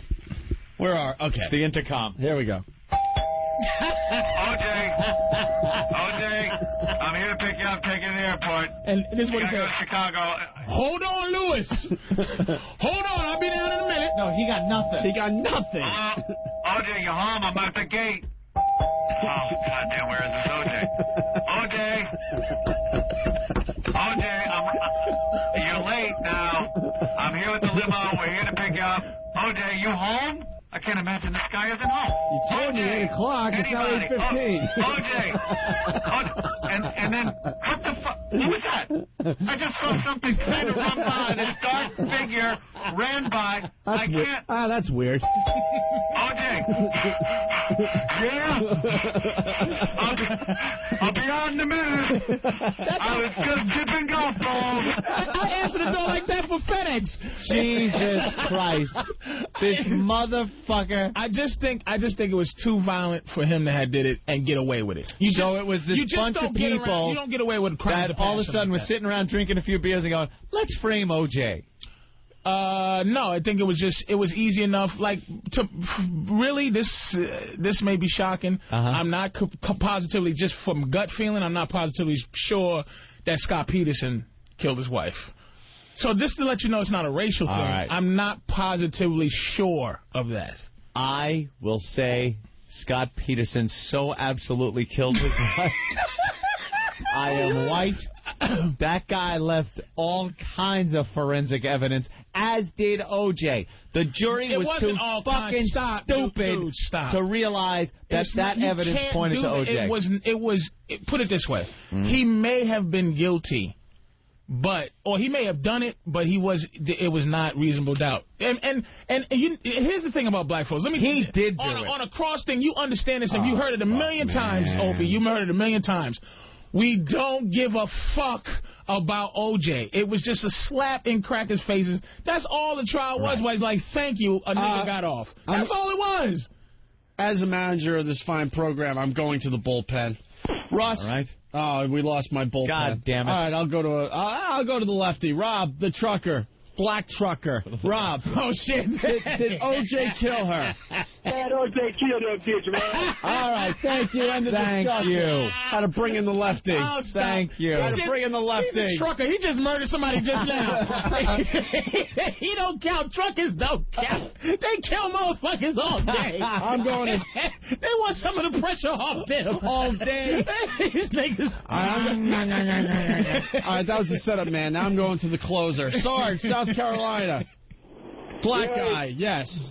Yeah, the evidence was overwhelming against him until they heard the Furman nigger interview. Yeah, when they pulled out the Furman nigger interview, as they called it, where he was on there and he uses the word, it was over. All of a sudden, it goes from that to, well, if he used the word, he obviously framed him for murder. Whose fault is that? Whose is it? Okay, if you're up for murder, okay, do you not, and you're trying to get off, and you're trying to get off, do you not want every horseshit, whatever excuse to get you off? You're right, Patrice. Exactly. You are right. You know what? You know something? You're right. And as a black guy, O.J., and as a black attorney, Johnny Cochran, to play that race card is just beautiful. Yes. Because then, when it really is happening, and there is an innocent black guy, and he steps out and says, look, I was framed, or I'm playing the race card, we all turn and go, you're so full of shit, because look what O.J. used it. They use it all the time. Anthony, did you didn't do that before, Juice? That hurt. That's not a fucking precedent. That hurt because black guys have been going to jail for shit they didn't do forever. And not jail. They've been getting hung from trees. What the fuck year is this? Where's the milkman? Where's the fucking... Well, are we shopping at Gimbals? Miners are still dying. Miners are still dying. You're right. It's still miners. He makes a good point, Anthony. He makes a good point. I'm saying I don't give a shit either way, but I'm saying I can't. He was found, whatever the fuck you want to call it. Innocent. Not guilty. Not found innocent. He was found not guilty. But with all the crimes, right, why? This is I've never gotten this answer. I'll even say Juice did it if I can get this answer. Why have white people been... how come this has shaken... You had Michael Jackson, and you wouldn't even take him because you're still thinking about O.J. You don't want anyone else except for Juice. We accepted O.J. as one of our own. That's right. Just like Michael Jackson. We let one in, and he disappointed us. You let a lot in. You let Oprah in. O.J. was so non-threatening and so funny in the Naked Gun movies. And I would rent a Hertz car just because he told me to. I love that buffoon. And he was a good sport. He would put on the oversized afro for us. Big afro wig. For us. Oh, you fucking asshole. He used to do things for us. You still want to be my friend? Do you? I'll be coming in. Patrice, do me a favor. Put on this afro wig. We got a bit. Yeah. I got a cocktail party. Can you come over for a while? I just canceled all my other employment opportunities Opie, to work on this radio show. And now you're going to do this to me? Wow. You know, you bring it up, but I don't really understand why it meant so much. Why it was so will upsetting. white people and won't admit? See, this is the thing. Two things. That's all I ask. I think also because black people were so ecstatic that he did get off. Because it was, wouldn't you fucking be socially? It was just a social victory. Could I give a shit if Robert Blake got off? I could give a shit. Of course, fucking not. I could care less. White people don't have a connection to each other on that level socially. You and Opie have a separate whiteness. You don't. There's no togetherness with your whiteness. I gotta represent. The second we tried togetherness with whiteness, you get called out as being a militia, a white supremacist group, a white pride, white power. Because when you get together, that's what you do. No, we just hate like when OJ gets off. Yeah, you can. That doesn't mean you have to go right to stomping to get my Doc Martens and let's go stomping with shaved heads. You got to understand there's such a difference between how you roll and how we roll. It's just like I wish. Okay, now I'm not very careful with the shit that comes out of my mouth often. I'm pretty loose with my mouth. But you, as a black person, you just. If I decide I want to just be free with my mouth, I got to understand there's ramifications of somebody going, brother, you're not you on that show with those two racist hunkies, man, and you just be laughing, and you just be having a good time, and them dudes be laughing in your fucking face. Thank you, Barack Obama. You know what? You know what? Fuck them two hunkies. I'll come in there. Look, fellas, I can't fuck with you no more. I'm going back home and just lay down and make no money and do shit. Yeah. But I'm saying I wouldn't do it. But that's the pressure. If I put on some goofy and I just go walk around because I say, you know what? I love tap dancing and I love my eyes being big as they possibly can. It just makes me have a good time when my eyes bug. Makes my face comfortable. It's like white people can do anything they want to do and be as foolish as they want to be, and other white people don't go, You're a sellout white person. You hold your own though, bro. I have to. You give it back pretty good. By the way, Pat from Boston has something he wants to say. Pat? Sure, it's racist. Pat? Boston. Hey, Patrice, yes or no? Just leave the footnotes at home, okay, buddy? The footnotes are out. Footnotes are getting it. All right, whatever. So just to wrap up this thing, NFL sideline reporter Pam Oliver. That's where this started, right? Because it was started. Yeah.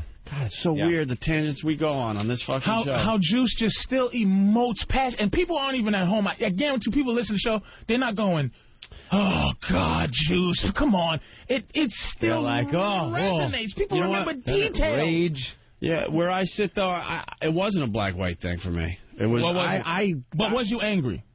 I was angry that a murderer got off. I'm angry at the system. Why weren't you mad that the guy that owns Times Square dressed up like a woman and chopped up his his neighbor, dude, and he got off? Why aren't you upset about that? I was more angry at the black people being so excited that he got off. That's what made me more angry than him getting off. Did you understand what it was? Absolutely not. I thought it was you didn't understand. I thought it's hypocrisy. Black people we don't qualify to be called hypocrites, motherfucker. We can't. I see it as hypocrisy. In this day and age, in the 90s, when it was. I saw it as hypocrisy. That's what time ended for you. Like there was a time where where whiteness, the whole civil rights thing ended kind of for white people. Like, okay, it's over, la la la. But when did it end for black people? That's all I'm saying. It never ended. We just took away the colored drinking fountain things, but it's still and let a couple of niggas play golf. But at what point... A couple. They're number 1 and number 2 in the world. Well, we're number 1 and number 2 once we get a hold of something. Once y'all let us do this shit. Johnny. So I'm just saying, and all these black hockey players, this is around the corner too. White people finish in terms of that kind of shit. You see, it's because the big black, the slave owner, what he would do is breed the big black with... Godspeed there. It still goes on. It's just not... You're not able... The difference is you're not able, unless it's fun or context or a motherfucker on the phone calling, you're not able to just go, listen, nigga, you can't play this, you can't do that, you got to drink. There's no overtness now. Now it's all underneath. You got to. I'm not talking about Whitey all of a sudden getting in your way here. I'm talking about black people hurting themselves with supporting O.J. and being happy. It ruins the credibility when there is somebody that is unjustly imprisoned and black people get together to support this guy and we go, Fuck you, O.J. We didn't support O.J. That's what you have to understand. There were parties in the streets. They're showing wasn't people about jumping. O.J. It could have been fucking Freddie Washington. We just like to see one get off. Even if he did it. Even if he did it. See, but and we have to go back because you don't have it so it's not so prominent because white boys ain't as prominent as they were on the racial scale anymore. But over all the years, man, where motherfuckers just went to jail for shit they didn't do and all that, to see a guy beat the system was our joy.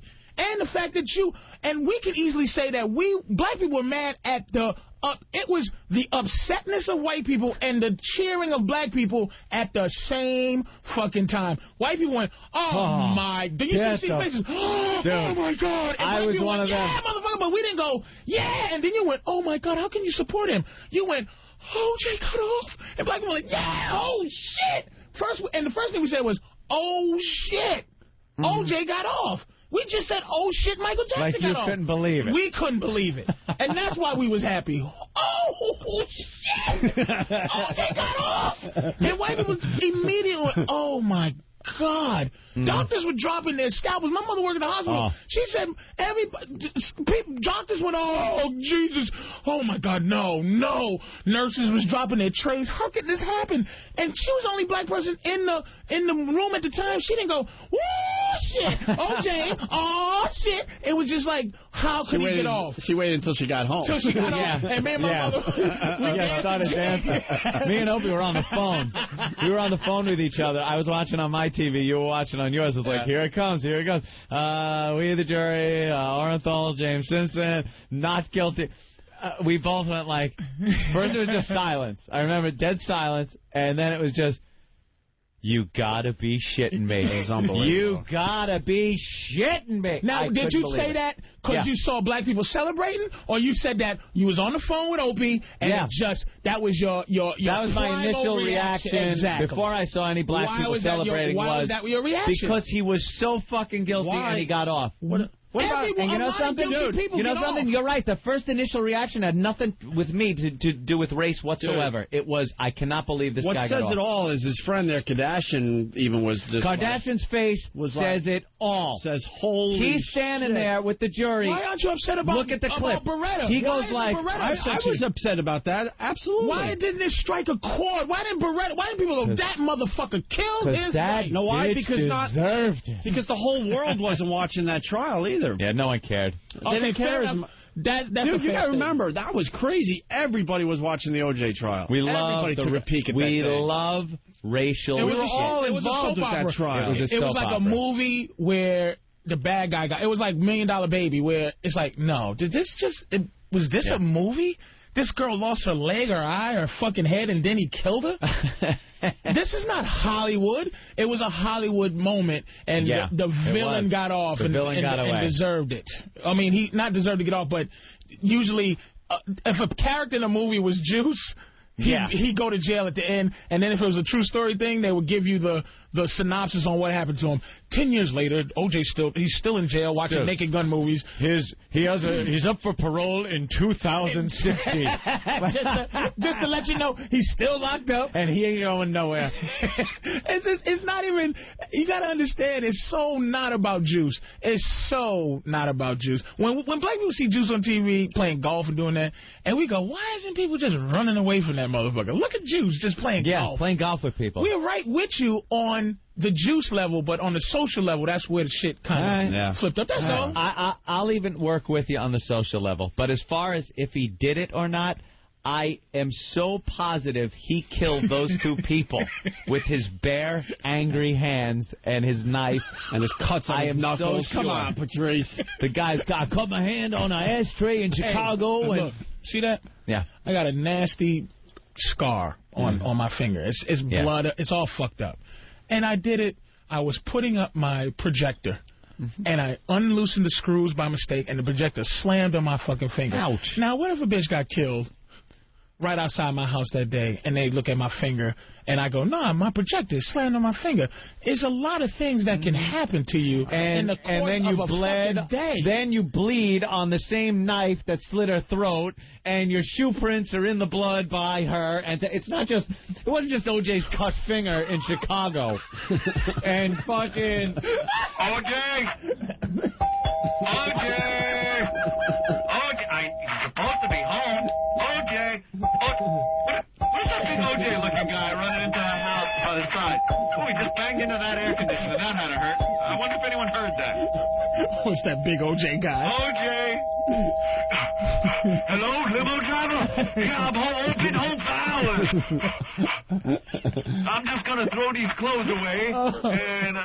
All right, let's wrap up this. That's a 12-year thing. Yeah, Jesus Christ. It's amazing. Way to do a current event show. But it's just like... But Patrice makes a great point. People are still fucking like on fire about that. It still really is a divisive thing for us. It never... No. White people ain't going to be right until something happens with this O.J. situation. 12-year-old subject matter? Every phone line's lit. That's how angry everybody People are just still angry about Jews. Up next, we're going to talk about the 1969 Mets. Ooh. Can we trade? All right, you gotta believe. Can we trade? Okay, let's get a trade going. What do you need? Let's trade 2 niggas for Juice. Like two good. Who do you need? Who do you want? And maybe we can trade them. Y'all can have them. You send them to jail and the whole fucking thing. Who do we need? We need good ones. Now, would Kobe and Michael Jackson had fucking appeased you for the Juice? No. Appeased for Juice. I don't think there's no appeasement for Juice. That'll Kobe lucked out. Kobe did luck out. I have no problem with what Kobe did. I think he pulled some chick up there and just. I think she was asking for it, and then she wanted it. They could, realize she couldn't. He got a little rough. Maybe he's a little well hung. I don't blame her. I don't blame him. I just think it was, That's all about. She wanted some action and didn't realize that she couldn't take a soda can up her pussy. And I fucking Foster's Lager. I'm telling you right now, Kobe is packing. Yeah. Did some damage, and she said, "Holy crap, this is not what I was expecting." She was limping around her Colorado house. Yeah. Couldn't pee. Started feeling and her mother was like, "Are you okay?" And she's like, she can't go, "Mom, Kobe tore my pussy to shreds." On my ass up. Kobe's got a Foster's can in his hand. And that was it. Foster's can. Done. And she went, "Wait a minute, this is not what I was expecting." I absolutely believe that. I have no problem with what Kobe did. Yeah. No, you need somebody who really did something, got off the hook. There's no one. There's no Michael Jackson wouldn't have No one equals O.J. Even we all hate Michael Jackson. Yeah, Michael Jackson. He just one that did it, huh? He did it. Damn. Michael Jackson sleeping with little boys, and he moves to some island where he could do it now all right. with impunity. We go to break with, well, we won't go to break, but we got to wrap up the O.J. discussion with one of our favorite things, the O.J. prank call thing. Love it. Can't take credit for this. This is a DJ named Kid Chris. Got a hold of O.J.'s phone number and just fucked with him, man. Yeah. Oh, Juice? Yeah. Yeah, what are you doing? Who's this? This is AC. Let's go kill somebody tonight. Bye. Juice? Yeah, hello. OJ. Who's this? It's Al Michaels. My wife's been acting like a real bitch. I was wondering if you could help me kill her. What do you say, champ?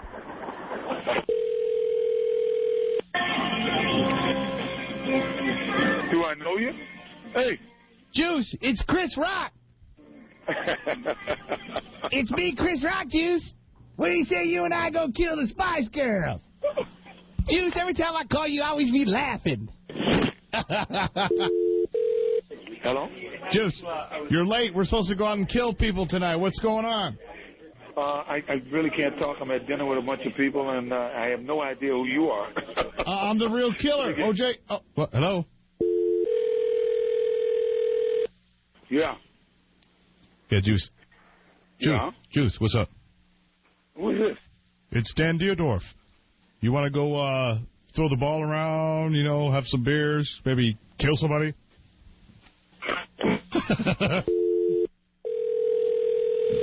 Yeah. Hi, OJ, it's Kato. Want to go pick up some young girls and kill them? We can hold them underwater or something. How'd it go? Can I move in with you? Hello? Hi, OJ. Hey. Hey, it's Marcus Allen. Want to go get some bitches and kill them? God. We love that fucking thing. Oh, my God, man. Anyway, so, sideline. Why you always be laughing? How can a guy with that kind of sense of humor be a fucking murderer? So we have, John Wayne Gacy used to laugh like that. I gotta go. NFL sideline reporter Pam Oliver. Yeah. So they got the broads working the sidelines at the football game. What channel is she? We all know that. I have no idea. It's all the same thing to me. You name one of these quarterbacks that are now doing this behind-the-scenes stuff, I couldn't tell you what channel they work on. Pam Oliver. I think she's CBS. Pam Oliver. Some are good. You like the female reporters? Some like the the broads? Are so legitimate, man. I think they're just trying too hard, though, to bring everyone into watching these games. They're just trying too hard. It's like, well, if we have more of a female presence, maybe we'll get more of a female, demographic watching these games. Instead of getting the right person for the best person for the job. Quite frankly, they don't. They're trying to sex it up. They're trying to add entertainment features now. I mean, they don't give them jobs where it's like they don't need to have anything where you have to. They have to have some credibility if that makes sense. Like it's like when they gave Dennis Miller the job, it's like, you just go, holy shit.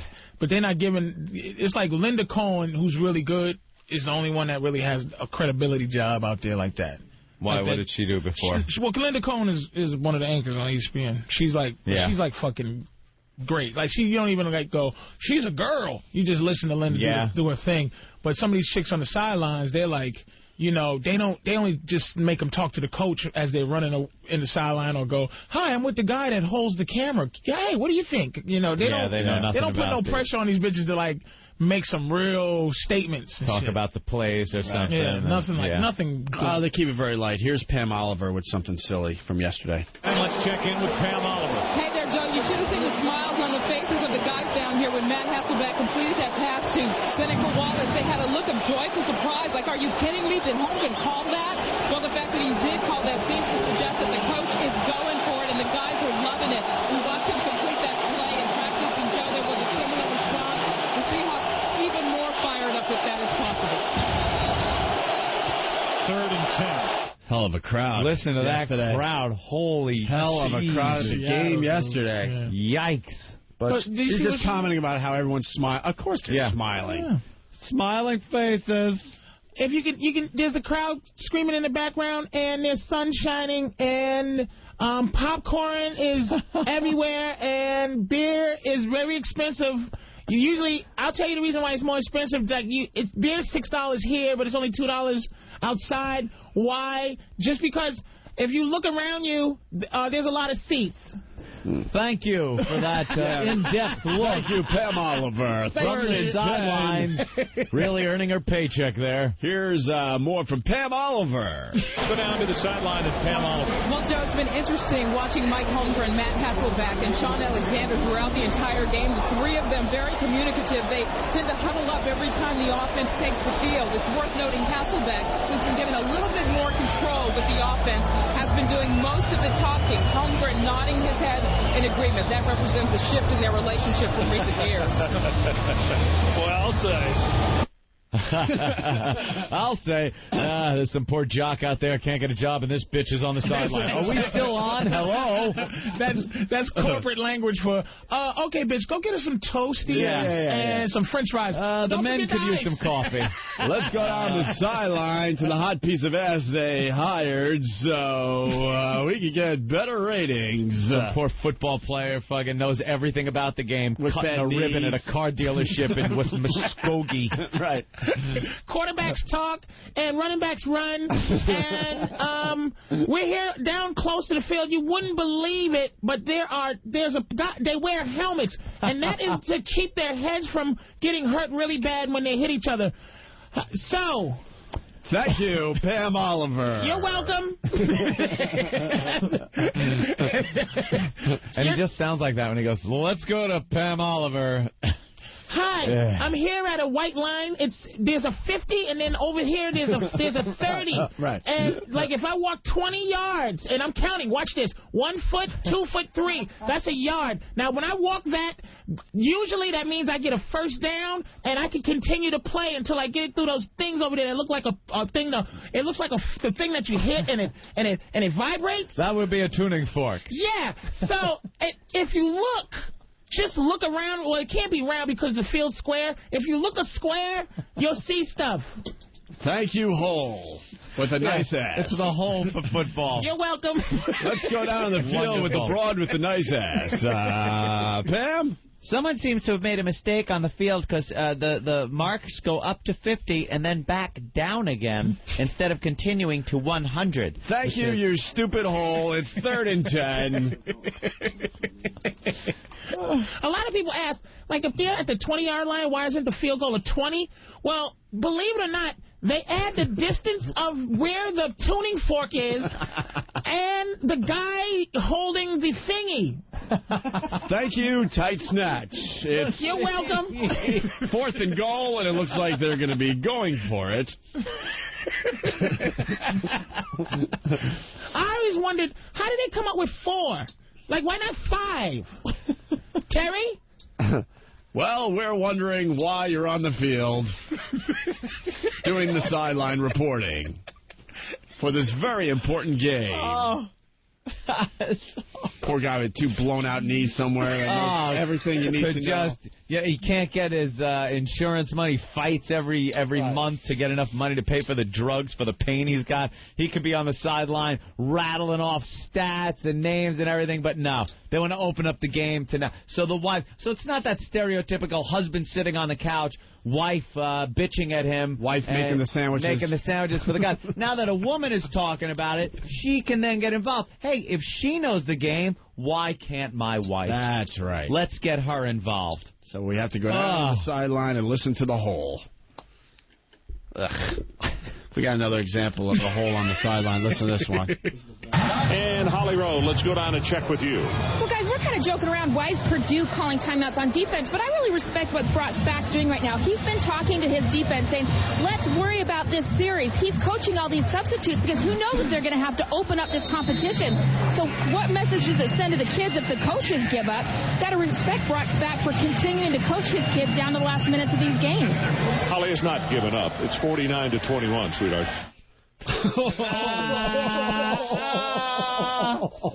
Sweetheart. Wow, that is a great dig. That is a great jab.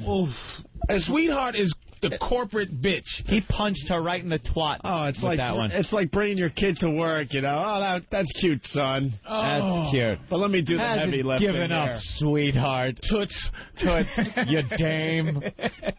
Hey, did you hear what that broad said down there? Ooh. Oh my goodness. And she tried sounding like she's rattling off. She got the names. She got the. Coach Franciski, see, a lot of people don't realize that there are other coaches that do things when the head coach, there's a head coach, and then there's other coaches that will coach and do and say things to other players other than the guy, right?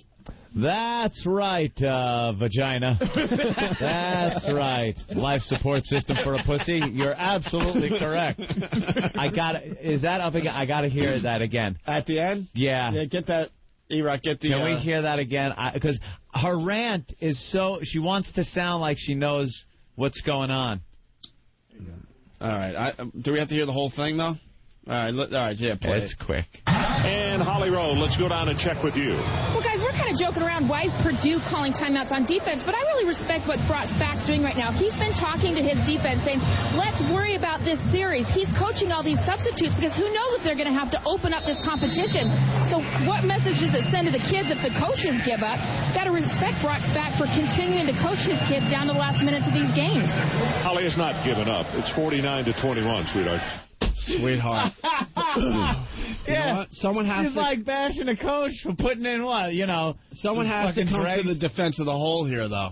Why? The guy's already playing all his subs. Right. Yeah. So the coach is pretty much has given up, not given up on the game, but knows this game is done. Yeah, it's done. And now he's getting some coaching in with these players that wouldn't get the opportunity to play otherwise. Right. But that's the point the guy's making.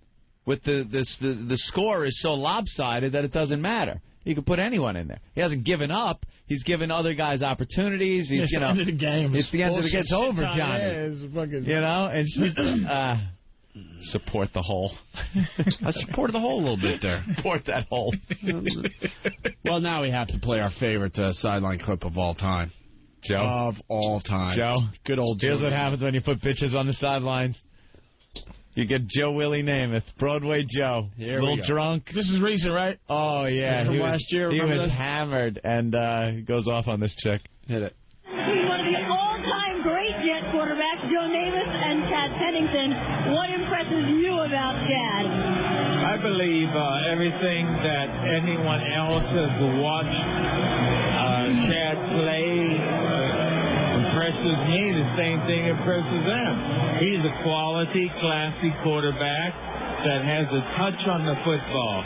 He's not a thrower, he's a passer. His mind is ahead of what the defense is, and if the Jets can support him, they will win the championship. So it's been a tough season for Jet fans. What does it mean to you now when the team is struggling? I want to kiss you. I couldn't care less about the team struggling. What we know is we can improve. Chad Pennington, our quarterback, missed the first part of the season, and we struggled. We're looking to next season. We're looking to make a noise now, and I want to kiss you. Thanks, Joe. Yeah. Huge compliment. You know what? Joe Namath, part of the four-decade team. We'll see these guys at halftime. Is that really a huge compliment if you're a chick? I want to kiss you. I want to kiss you. Hammered Joe Namath. That's great. Just sexually harassing her. Oh, that was great. I want to carry you off the field like your six-pack and kiss you. I want to kiss you on your butt. I bet you have a tight end. Come here, baby. All right. We have so much show to do. So much. We haven't even gotten to what we were talking about we're going to get to. Oh, yeah. How we go. Yeah, Ann had a moment watching Web Junk 20. We'll do that next. We have another country song based on something we were talking about. She Let Herself Go by, I don't know who this is by. A guy named 80 Inch, maybe? We'll play that next. And one of the members of the Opie and Anthony show took it upon himself to go see Brokeback Mountain. So we'll get his review next as well. Who it could be.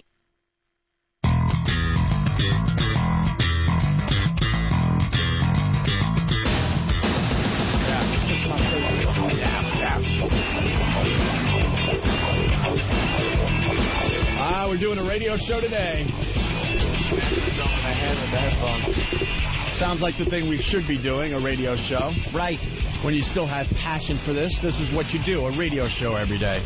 You don't waste time bitching and complaining over and over again about the same shit. Hoo-hoo, that's right, Robin. Mouthtrap. Anyway, I was running to the bathroom and I heard they were playing that promo with Clean Hands. Yeah. God damn, that country thing we did, I don't know, it kind of spawns a bunch of bits. Sometimes we don't even ask, and the listeners send in their versions of songs or bits. Right. Don't even ask. You know, E-Rock, I don't even know if we're going to have time to do the hot rap tracks in America today. I don't even know if we're going to get there. We have so much material on this show on a daily basis.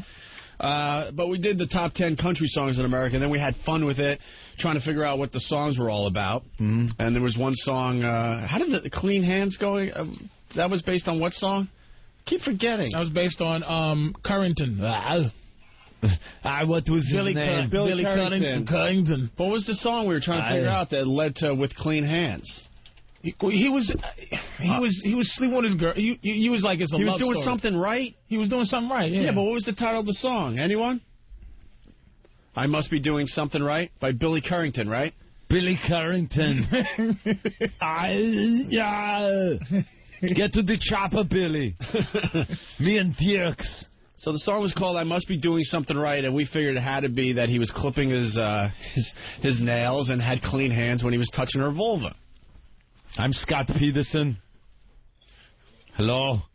That'd be one of his names. Scott Peterson. So, to back up a little bit, so we goofed on the fact that what he was doing right was he had his nails clipped, he had clean hands when he was touching her vulva. Right. And we had some fun, and you guys went back and forth and made up a song called Clean Hands real fast. Yeah. Then DJ New Style took it upon himself to come up with this little ditty. We had two that came in. The other one is good, too, but it's a little long. DJ New Style hit it right on the old money. So listen to his With Clean Hands song. And then we got a brand new song that just came in based on our goofing of the country songs.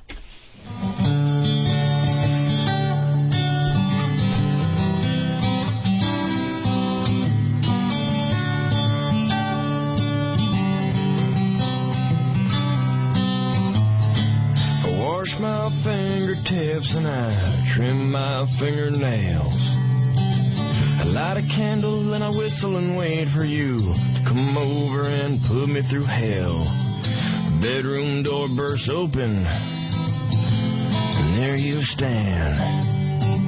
I try to show restraint despite my swollen gland, but oh, I'm gonna take my time. Slowly rub it right. I'm gonna lay you down and touch your vulva with clean hands. Don't need no finger grease with clean hands. I'm gonna touch that pretty crease with clean hands. Gonna rub your little cooter with clean hands. God damn, you stink, but I got clean hands. I think we're going to have to do a road show and have these guys perform some of these songs now. Clean hands. So that came in, a very lovely song by DJ New Style, based on us goofing on that other country song, right? Yeah. So then there was another song called She Let Herself Go. Now, Who the hell did She Let Herself Go? That was the old school dude. Oh, was that George Strait? Strait, yeah. Was it George Strait? She let herself go? Bentley? Yeah. And we were trying to speculate what these country songs meant, right? What the song was going to be about based on just the title, right? And that one, She Let Herself Go. She Let Herself Go. I swear, I thought it was just going to be, this guy, girl hooked up a while ago. She let herself go, got all fat. He left. He leaves her. When they met, she was a hot piece of ass, squeezing into the tight jeans, and oof, a few years go by. Yeah, she let herself go. A few kids later, she said, fuck it, I don't need to look sexy anymore. Had it right. It wasn't about that at all. It was a song about a woman being empowered and taking her life in her own hands. She's going to let herself go from that nasty situation. Yeah, we haven't rose high enough as men to be make a song called "Hey, you fat bitch, get it together." Well, this guy, is this the guy who did it, 80 Inch? Yeah. So some guy named 80 Inch came up with his version of She Let Herself Go. Which is a little more like the version we thought it was going to be. Absolutely. The real version. Yeah. The director's cut. Before they have a whole discussion on it on Whackbag, I will acknowledge right now that I'm saying absolutely a lot on this program for some reason. Thank you. Absolutely. End of discussion. Really? Don't need to start your stupid thread. Is that something that happens? I noticed that, too, sometimes. It just hit me. I'm like, why am I saying absolutely about everything? Absolutely. In radio, it just happens. It's called a crutch. They call it a crutch, but every so often you find yourself using the same word a lot. Mine is absolutely for some reason. I was saying fuck a lot. I noticed the other day, it's like, I was listening back to the replay going, I am really saying fuck a lot. Yeah, the fuck people do that in real fucking life. The fuck quota went up a lot since you've been doing this radio show with us, my friend. Well, you can enslave me like you try. I like to swear. As you will. I do enjoy swearing. I fucking love swearing. I don't care about it. When I talk, I swear in my real life. I love it. It's just a great thing to curse. I was just listening to me, and I was above what I usually use in real life, the F word. Fuck. Yeah. I'm like, I'm using it more than I do in regular life, so I was trying to not to. Hey, I'm going to try to say, I'm going to censor myself a little bit. I like absolutely. Because I want to be a mousetrap too, Robin. Absolute. That's a good word. I say absolutely all the time. Fantastic. Absolutely. And the O&A pass, they pick up on everything, so I just don't feel like reading 10 pages about how I say absolutely. They'll just make a Photoshop absolute Opie. And now they're going to have a bottle of Now they're going to have a thread on Whackbag where I acknowledge that I say absolutely a lot, so now they're going to say, does he say absolutely a lot? And then people are going to say absolutely. And then they're going to come up with other crutches that we have on this program. These cocksuckers talking about my laugh. My natural laugh that I've had since I was forever years old. Yeah. All the time. That's just what I do. I like having fun. I like laughing. It's like, oh, that big fat forced laugh. Fuck you, you computer pussy piece of shit. Nameless, unaccountable you nameless motherfucker. Asshole, you fake name. Yeah. Like, I'm faking my laugh. I'm trying to entertain you cocksucker for 4 hours a day. Yeah. And I can't repeat something. I can't laugh at my own self just to keep me from shooting myself. But it's like you go there and your ego just goes, wow, maybe I do. You're not even a profile, so maybe I could figure out who you are and punch you in the face, motherfucker. Yeah. Hiding. Maybe I do laugh. I love the hiders. I love the hiders. Let me Come on out. So brave. You're all cordially invited to the studio. And you try to be, and you've been in the game whatever many years. I've been in the game a lot of years. So you know how to just kind of, but it still gets somewhere in there a little bit that you have to remove. Yeah, you got to It's not like a tumor, but it's more like a pimple that you splinter that you press and it's out, and it's still there a little bit till it heals over about like a day. Yeah. But it's still something when you somebody just picks out one little thing about your personality. And just goes with Absolutely. It's like you're trying. Absolutely. You're trying here, you know? You're on the air every day and By the way, trying to do a good show. I do love the pests. I just like beating them up a little bit. They're a lot of fun, actually. They make this job a lot of fun. All right, so getting back into it. So she let herself go. Mm-hmm. This is the version we thought, and this guy, 80-inch, took it upon himself to write a little song called She Let Herself Go. Right. This is what the country song should sound like. Would you shut the fuck up? There ain't no reason for you to go to the store. Stay your fat ass on the fucking couch. That's what you do all day long anyway. And if I put you in my damn truck, then that motherfucker's gonna take twice the amount of gas just to go 2 miles down the goddamn road. Said I can't take it anymore. You better lay off the pie. All you do is stuff your face from morning to night.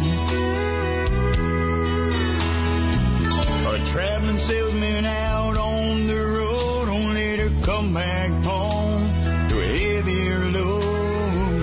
I've gotta get this fat bitch out of my life, cause she let herself go. Let herself go, no diet plan in sight. She eats every goddamn thing inside. Let herself go.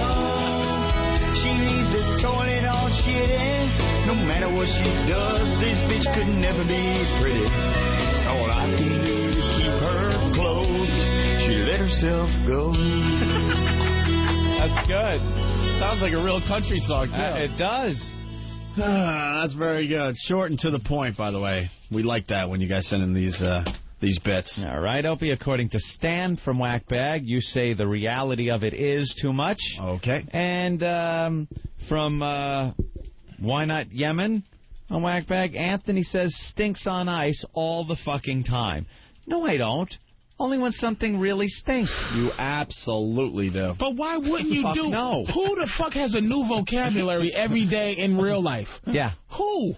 No one. These people. You're on the phone talking to your buddy. Oh, man, Jim, that shit stinks on ice. And it's like, you know what? It does stink. Absolutely. And absolutely. And you just... You know what you are going to bear witness to right now?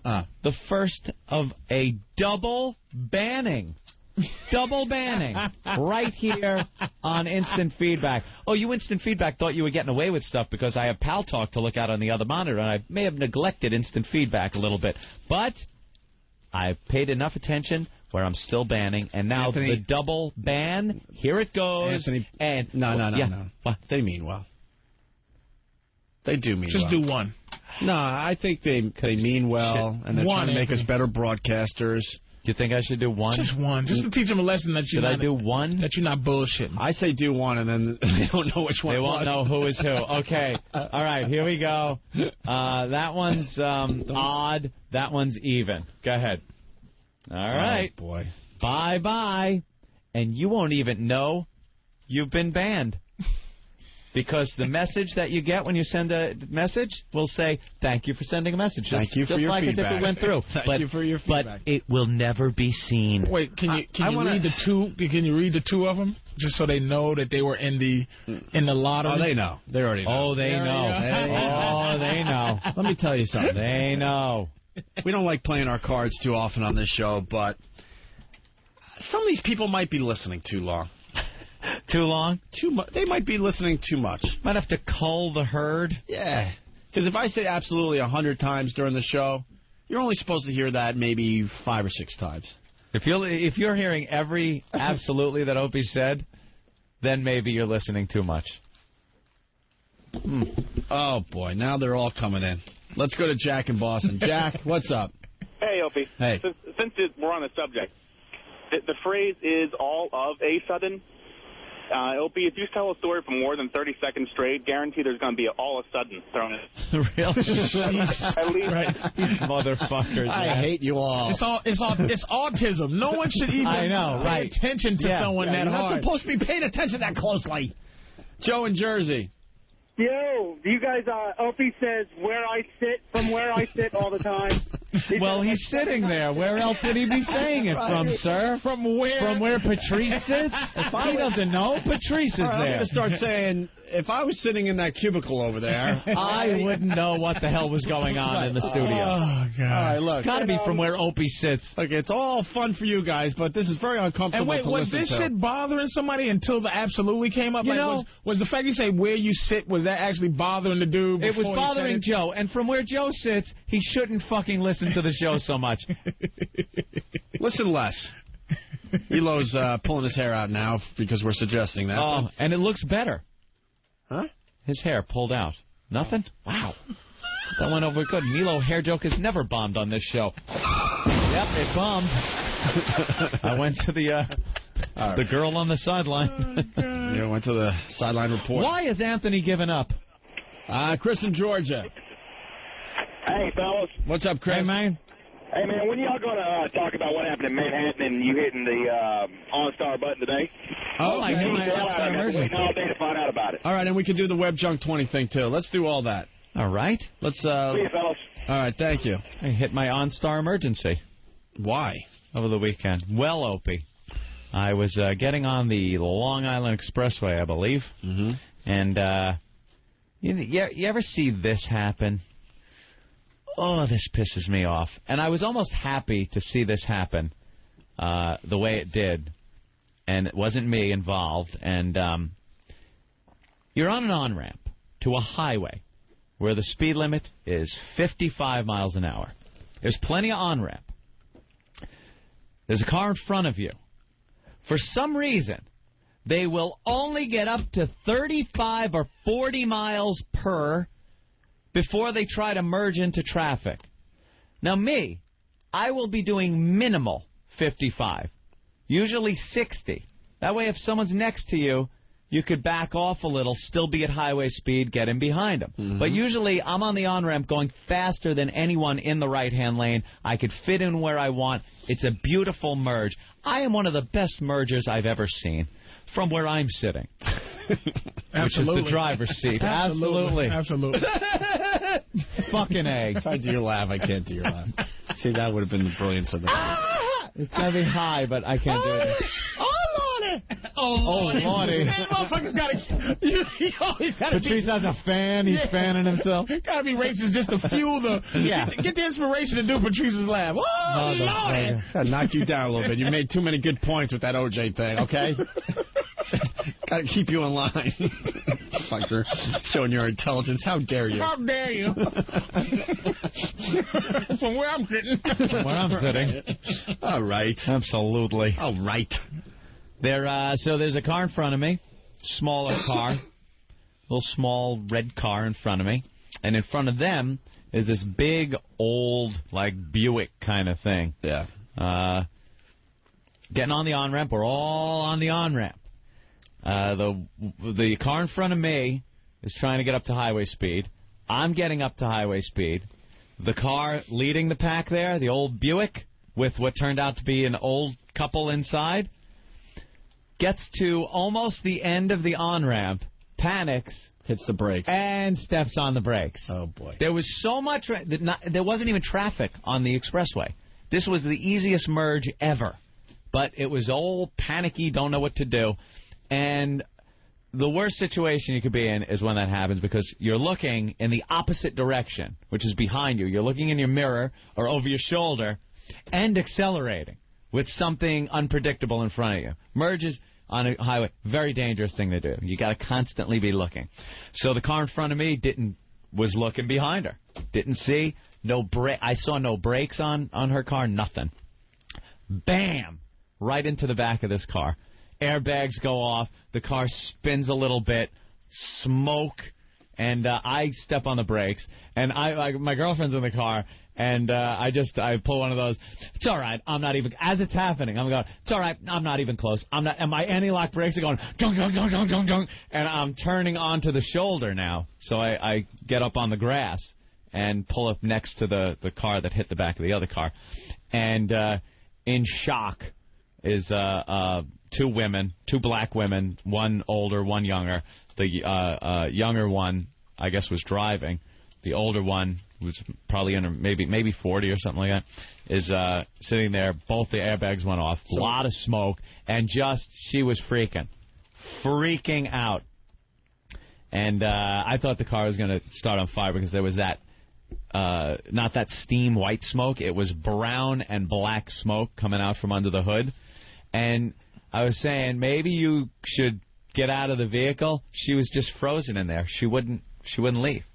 She was just sitting in there in complete shock. So, the old index finger right up there to that red X on the mirror. Yes? OnStar emergency.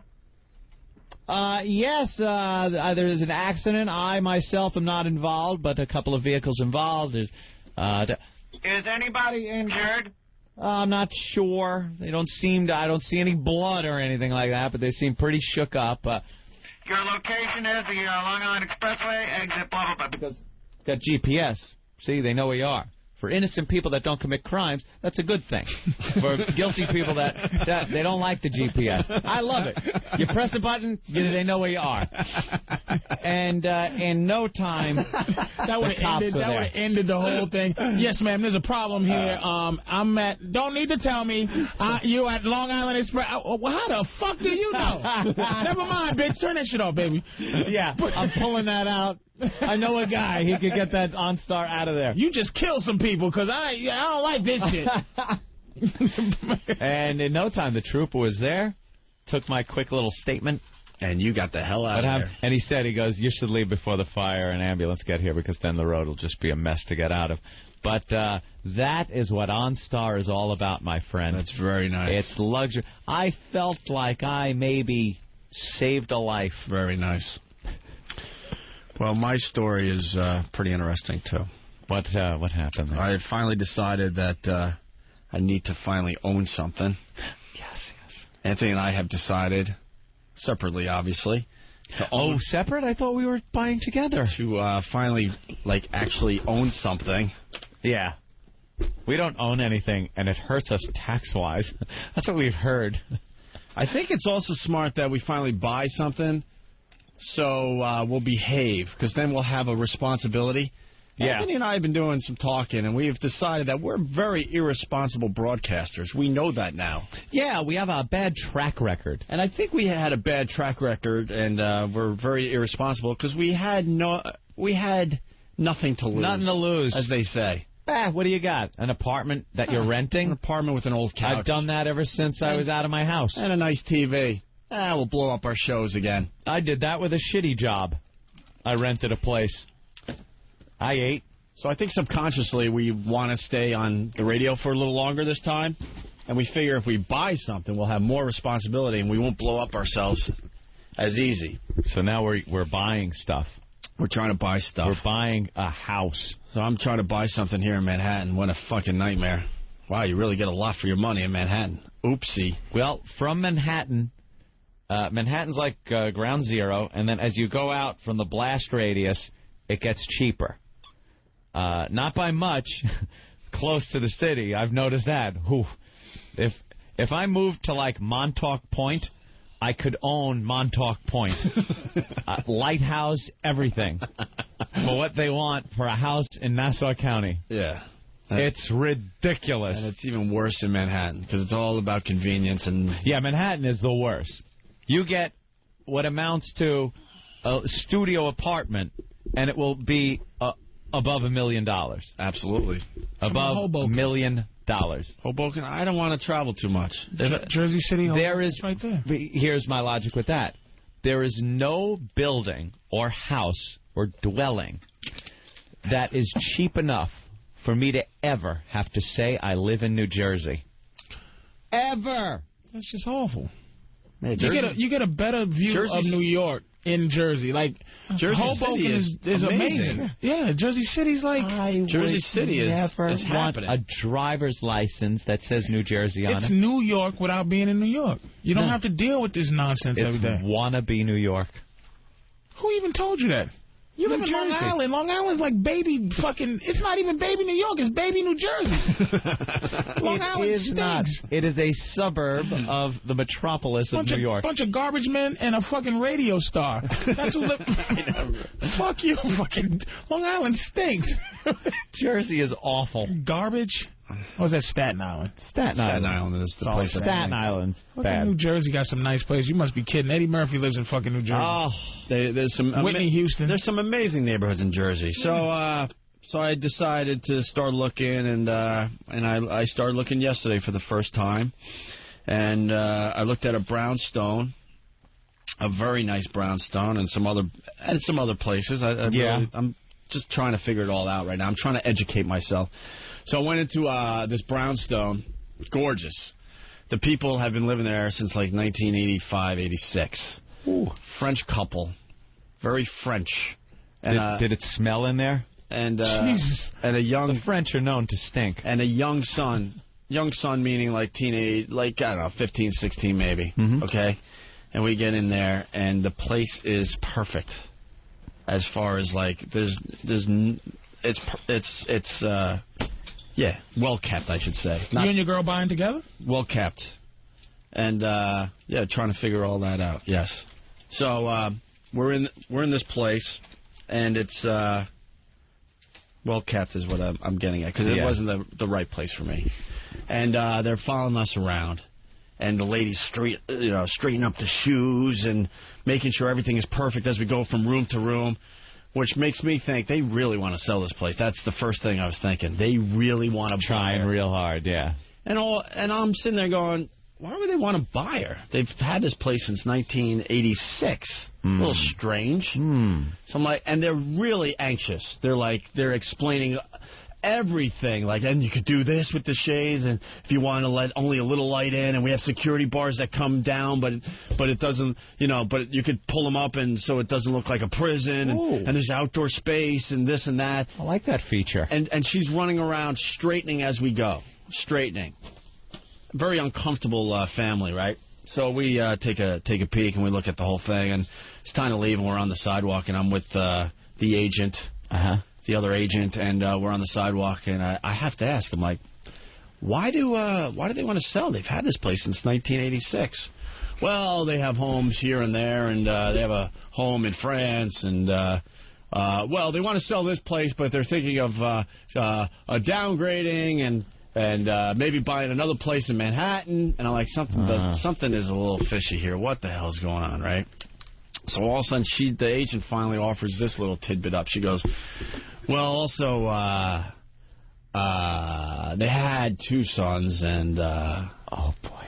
And, well, one of their sons died very recently. Oh, no. And, well, they just want to move. Move on. Move on. Yeah. She was basically telling me what I needed to know. Yeah. She saw that I was a little uncomfortable with the situation. it's obvious to me that their son killed themselves in that brownstone that I was just in.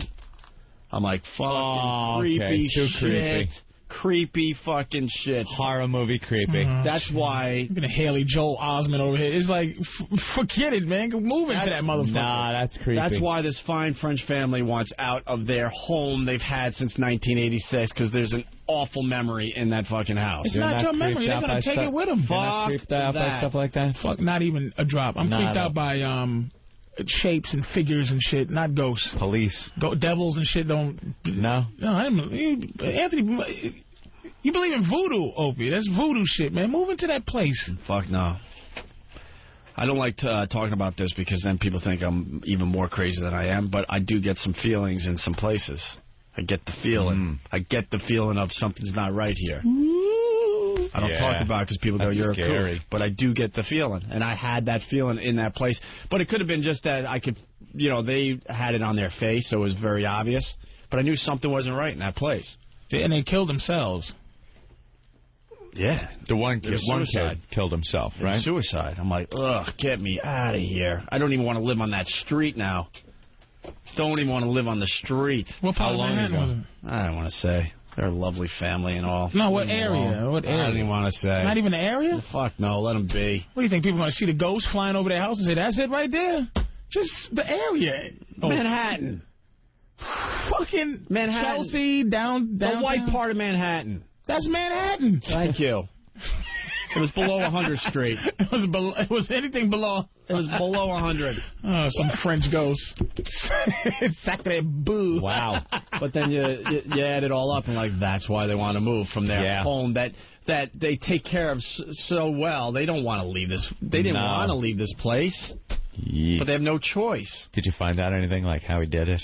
I want to do some research. Was it now. pills or was it see. like a shotgun blast? And they were following us around this brownstone, so I'm like, they must have walked right by the area that Spray it happened. some luminol around the house, and then you watch it glow. Fucking Dan or someone said, did you see fresh paint on the ceiling? Like, Jesus, dude. Did you turn on the TV? Did you unplug the TV, but it came back on? And then one of the boys came walking out of the television. White shit. noise. Yeah, it's fucking. I don't believe in that ghost shit. I just don't believe in ghosts. That's why I can joke about it. I don't know. All I'm saying is I get feelings sometimes in different houses and things. Now, would you have gotten that feeling if they wasn't acting all stupid? I don't know. That's why I'm keeping it open. Like maybe that's what I was picking up on, that they were uncomfortable in their own skin because they just wanted out of there. You know. Look at his face. He's so serious, too. Oh, yeah, dude. You know, if you see his fucking face, he's just like, all right. Carol Ann. And going out. Stay away from the light, Carol Ann. Going out to buy your own place, it should be a fun thing to do on a Sunday. I was so creeped out the rest of the day. I'm like, oh, this poor family. Yeah. They've been there for almost 20 years. They have to sell. They have to. They'll find a buyer. They'll absolutely find a buyer. They'll find a buyer and tell them the story. And they're dropping the price. You never play that hand, but the agent's like, oh yeah, and this will be we're dropping the price on this. Did you look tomorrow. in the mirror in the bathroom and start peeling your face apart? Was there a chicken with maggots on it on the counter, or a steak crawling across the floor? It's nothing like that. Turn this off. Leave it on. You really know. People don't even understand this motherfucker's creeped out. I was definitely creeped out. I'll buy the place if they came in and said, Patrice, come in and have a seat. All my family, we shot each other, we killed each other. How much is it? $500,000 for Manhattan for a fucking house? I'm taking it. 500,000? More than that? Way more. Way more. Way the fuck more. How much would it have to come down for you to buy it? I'm not buying it. No matter what? No, there were other problems in the place.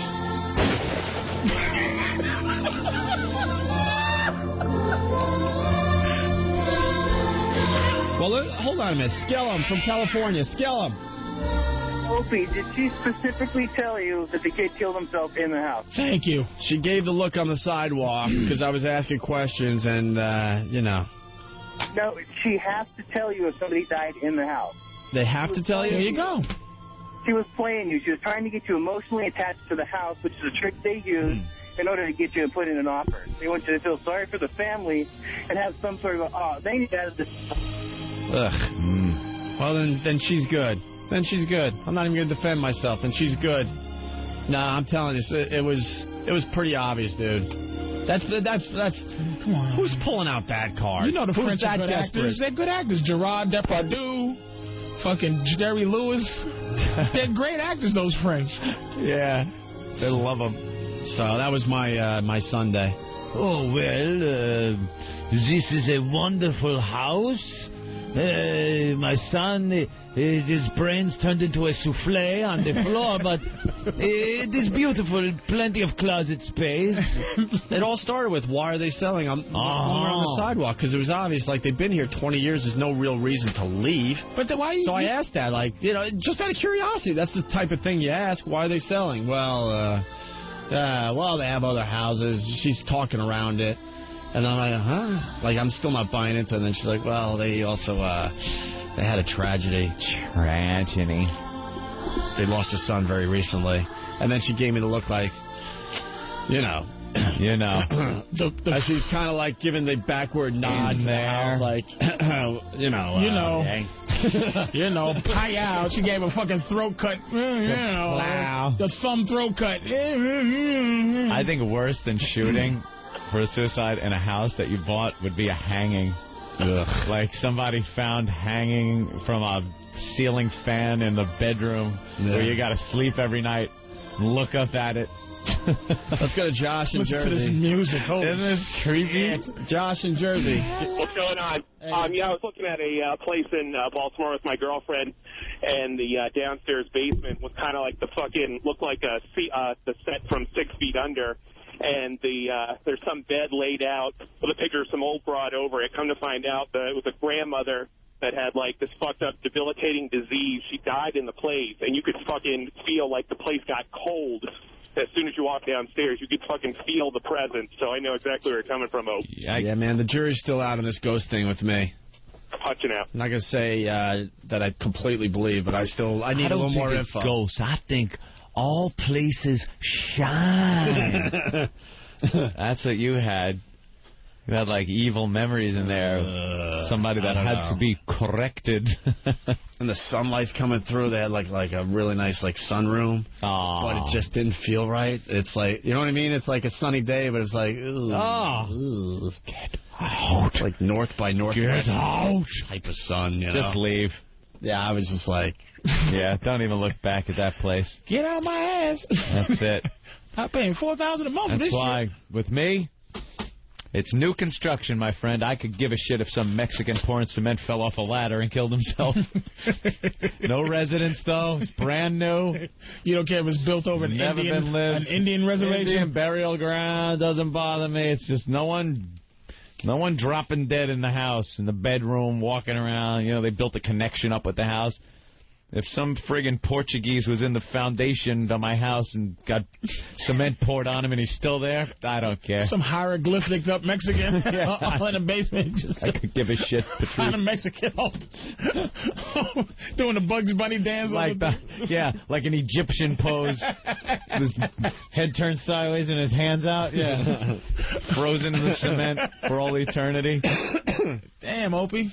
It was a weird day. Well, it's good to see you guys some type of, I don't know, is that religious? Or what do you think that is, man? That's just creepy. I get the feeling, man. I'm telling you. I don't know what it is. I don't know what it is. I don't talk about it often because people go, you're fucking nuts. They already think that. No, but there's enough people who will be with you. No one's going to just say, hey, you're nuts. A lot of people believe in ghosts and shit. I guess I believe in ghosts, but I don't believe in, like, not buying a good house. Dude, I get... Because somebody, killed themselves. Not a good house, That's not my fucking... It's not a good house. What about all the murder and suicide all over the fucking world?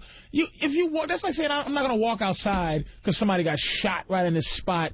That's superstition. But that's fine. You don't have to lay in bed at night and listen to every creak in the house and go, what is this? Yeah. If you find out somebody died in your house right now, yeah. If you find out, well, I got, you know what, somebody shot themselves in your house a couple of years. Would you just leave? Hi, Hi, Parker Meridian. Can I have reservations, please?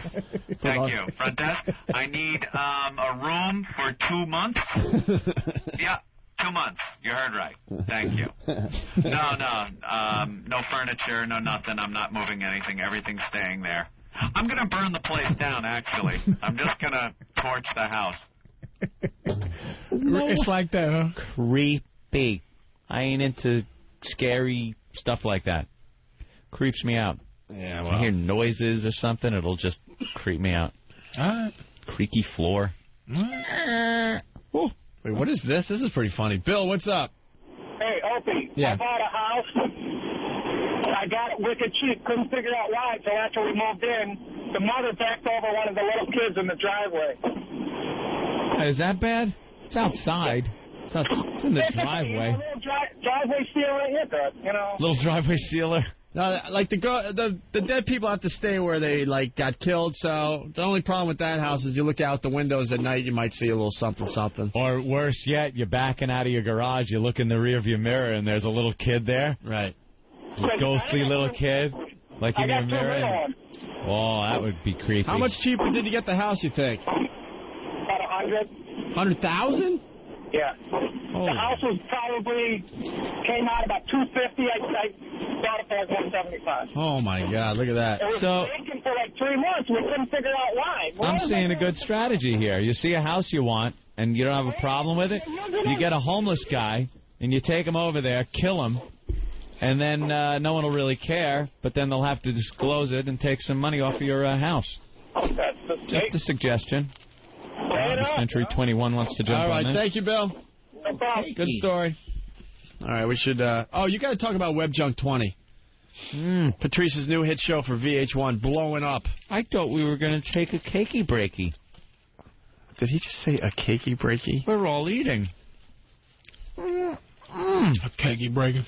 I hope that fucking cake is possessed. It's very good. Oh, somebody kill somebody on that cake. Actually, I think you need a prop for your story. Because it's an uncomfortable story, so you could kind of... It's a little uncomfortable. So you make it a little casual as you're eating the cake. All right. Web Junk 20's on VH1 with Patrice O'Neill. You got very funny show. Take a peek at that one. It's a good one. I like it. It's all web videos. VH1 is my favorite channel right now, between Flavor of Love, Web Junk 20, and, of course, Celebrity Fit Club. Web videos, how many different sites are there now? I mean, there are thousands of websites that you can go to and just download people doing dumb shit. Well, that's all the rage with the kids, you know. With the kids. Seriously, it's blown up with the younger demos. They all have their favorite sites, which has all the crazy videos.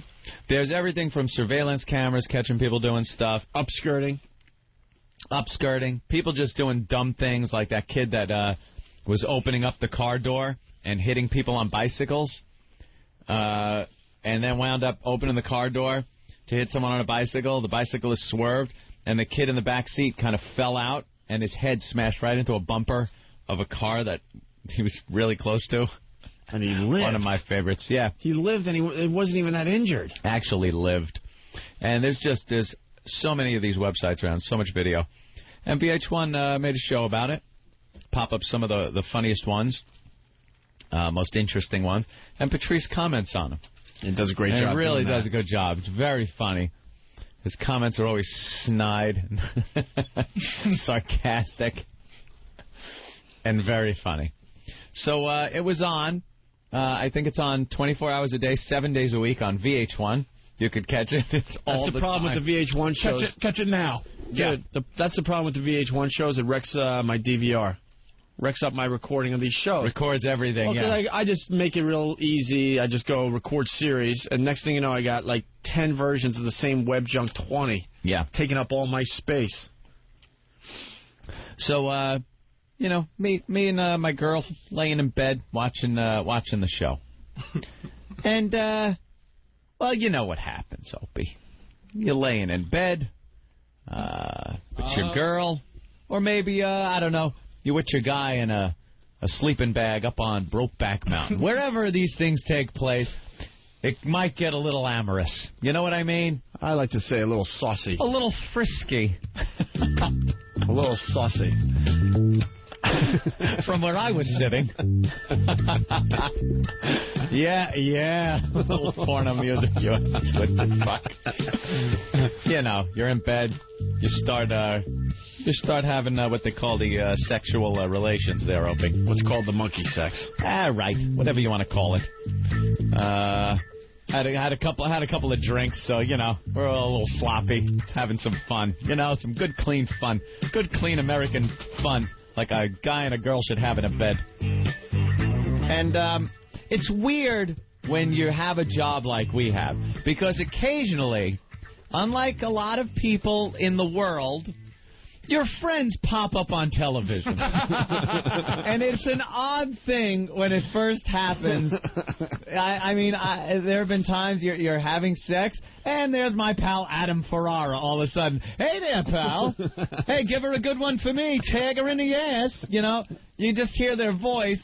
And I know TV is not a two-way thing, but it's kind of just weird hearing your friends talk while you're having sex with your girl. That's all I'm trying to say. You know, I did feel it. Did you? You son of a bitch. I knew it. I saw it in your face. I did feel it. It's just one of those things that... I felt an energy. It's an energy. It's an energy. Unless something... You know, most people don't have their friends on television for that to happen to. But it's been enough years where it's happened where that part of it doesn't really bother me. So Patrice being on television while having sex... doesn't bother me that much. But then the clip he played, now, we're really getting into it. And you don't want to be distracted or ruin any moments by what's happening on television. So you try to phase it out. And a lot of times you can. But when it's a clip that we've played on the show enough times, it catches your ear no matter how distracted you are by other activities. So in the middle of going at it, as they say, I hear this. Good Lord. Good Lord. Good Lord. Yes. 3 times with Patrice laughing and commenting something to the effect of an active fall, talking about nothing, falling off the stage. So the first time I hear it, I try to ignore it, as does my girlfriend. We ignore it. Good Lord. We're successful in ignoring it. The second time, good Lord, I start feeling a little shaking and hear... At which point, the third one comes, we both lose it, hysterical fucking laughing our asses off. How funny was that motherfucker, you know, talking about his bullshit. And then I went to the Shakespeare of Cabaret and the Coventry School. It's only been 3 of us who ever graduated from the Coventry School. Fine, both.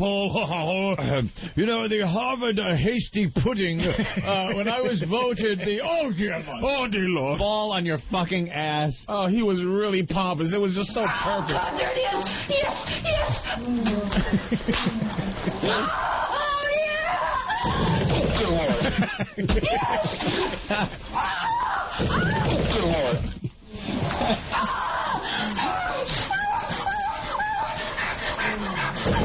Good Lord.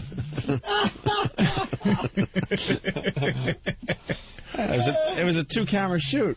Good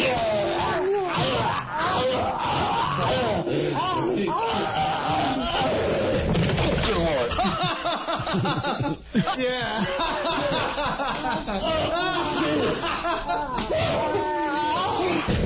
Good Lord.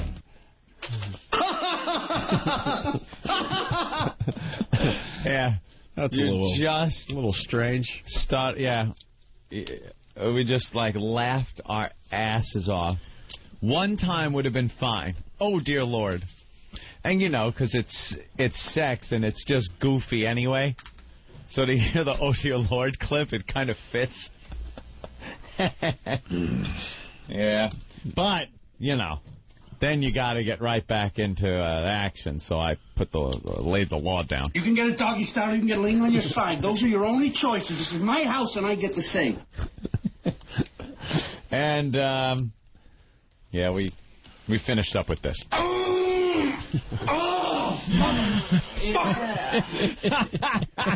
Oh, dear Lord.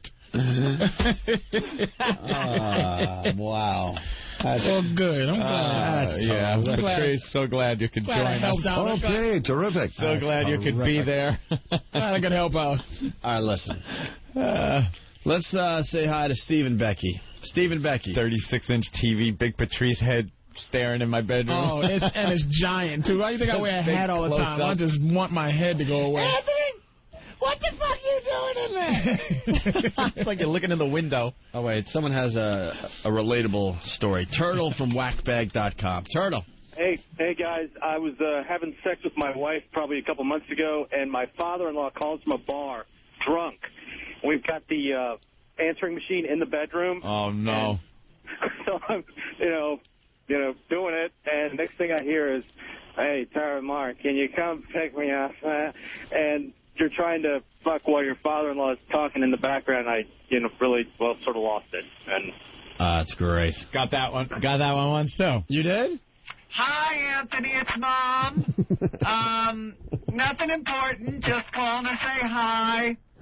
And, you're just looking at the situation you're in, oh, my God. Oh, my God, look at what I'm doing. All right, well, if you give it to maybe you're out or doing something. You got a moment, just give me a call. Okay, bye, I love you. Oh, man, that's really... We interrupt this program. What? The Ozone Midget Sighting. Oh, a midget sighting. Robert from Georgia. What do you got? Hey, I got a midget spotting for you guys. All right. Hey, I was in a Walmart yesterday, and the greeter at the door, I saw the carts moving around, and the son bitch was not even as tall as the shopping cart. A little short black dude in dreadlocks, man, about 40 years old, and he couldn't have been 3 foot tall. But I started laughing, and my wife didn't know why, and I kind of explained to her, and so I got to call O&A and let them know, man. Little midget sighting.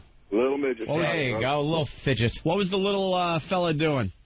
He meets you at the door, and he hands you the shopping cart, but the funny thing is, you see the shopping cart coming at you, and you don't see this fucker behind the cart pushing it. See, that's the best thing about the midget sightings. It's not the fact that you saw a midget.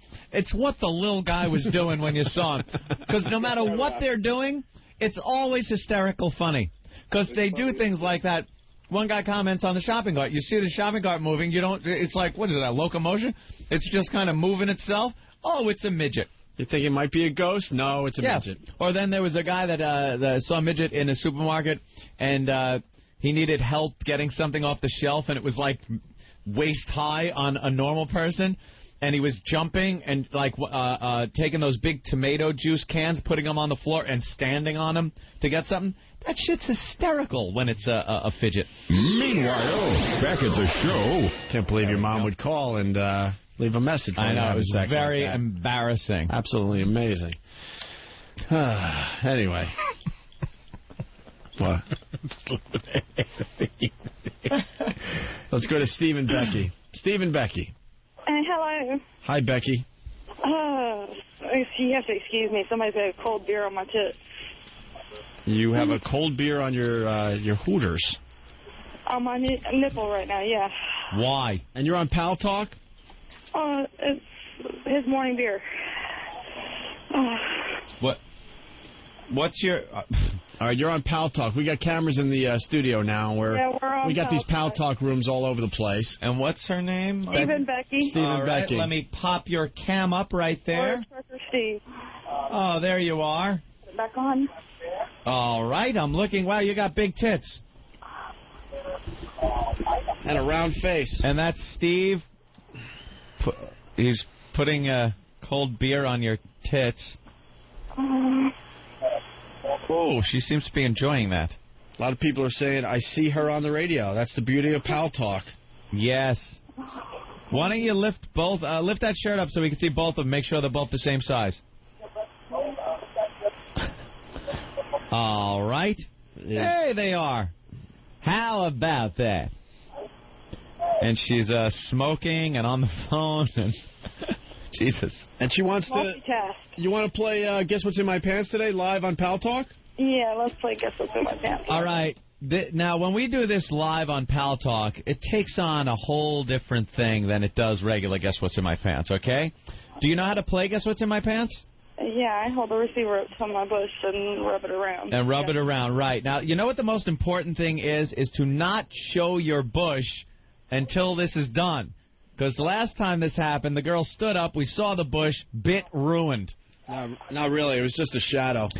It was a bunt shadow. A bunt eclipse? A bunt eclipse. All right. What you have to do is stay exactly where you are, because I can't see below your midsection right now. But take your pants that's a good thing. And panties down as Opie does it. And take your pants and panties off. But don't stand up. And don't show us your bush. You got that? Yeah, I got that. All right, pull him down. There she goes. She's pulling him down. Oh, that was quick. You got him down? Yeah, they're down. There she goes. Is that a guy? Does he have a pest shirt on behind you? Yes, he's got a pest shirt on behind me. It's one of our pests. I All wish right. I had a pest shirt. Your pants are down. Yes. And now how we play, Guess What's in My Pants, she will rub the phone on her bush. And just judging by the sound that is made, we will determine what hairstyle she has. Ban Real 2000. Ban him right the fuck now. He IM'd me. His big IM comes up right in front of the picture of the naked girl. You're banned, fucko. Why would anyone IM me in the middle of video Guess What's in My Pants? Real 2000. Bye-bye, shithead. Bye-bye. Bye-bye. And somebody. I'm trying to look and participate, and an IM thing comes up right and blocks everything. Bye-bye, dick face. You lose. Okay. We don't need the music, believe me. Why not? We need the theme song. All right. We got to make it radio-friendly. Yes, we do. All right.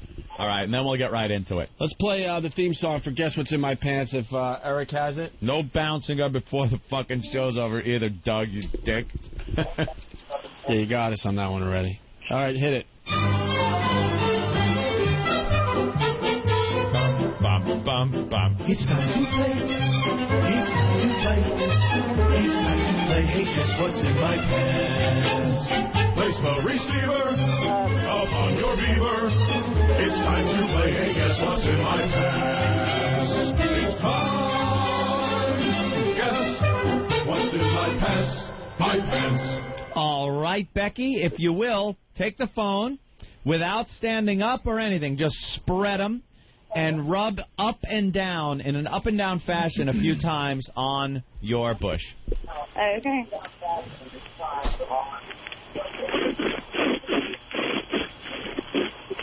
Okay. Jesus. That's, all right. That's got telling. Action. She's got action down there. That's telling. Very good. Okay. All right. Now, if you would do the same thing, side to side, please. Side to side. Okay. My God. All right, all right. There's definitely something going on there. Okay. Now, in the most telling fashion, if you would rub it in a circular motion. Circular.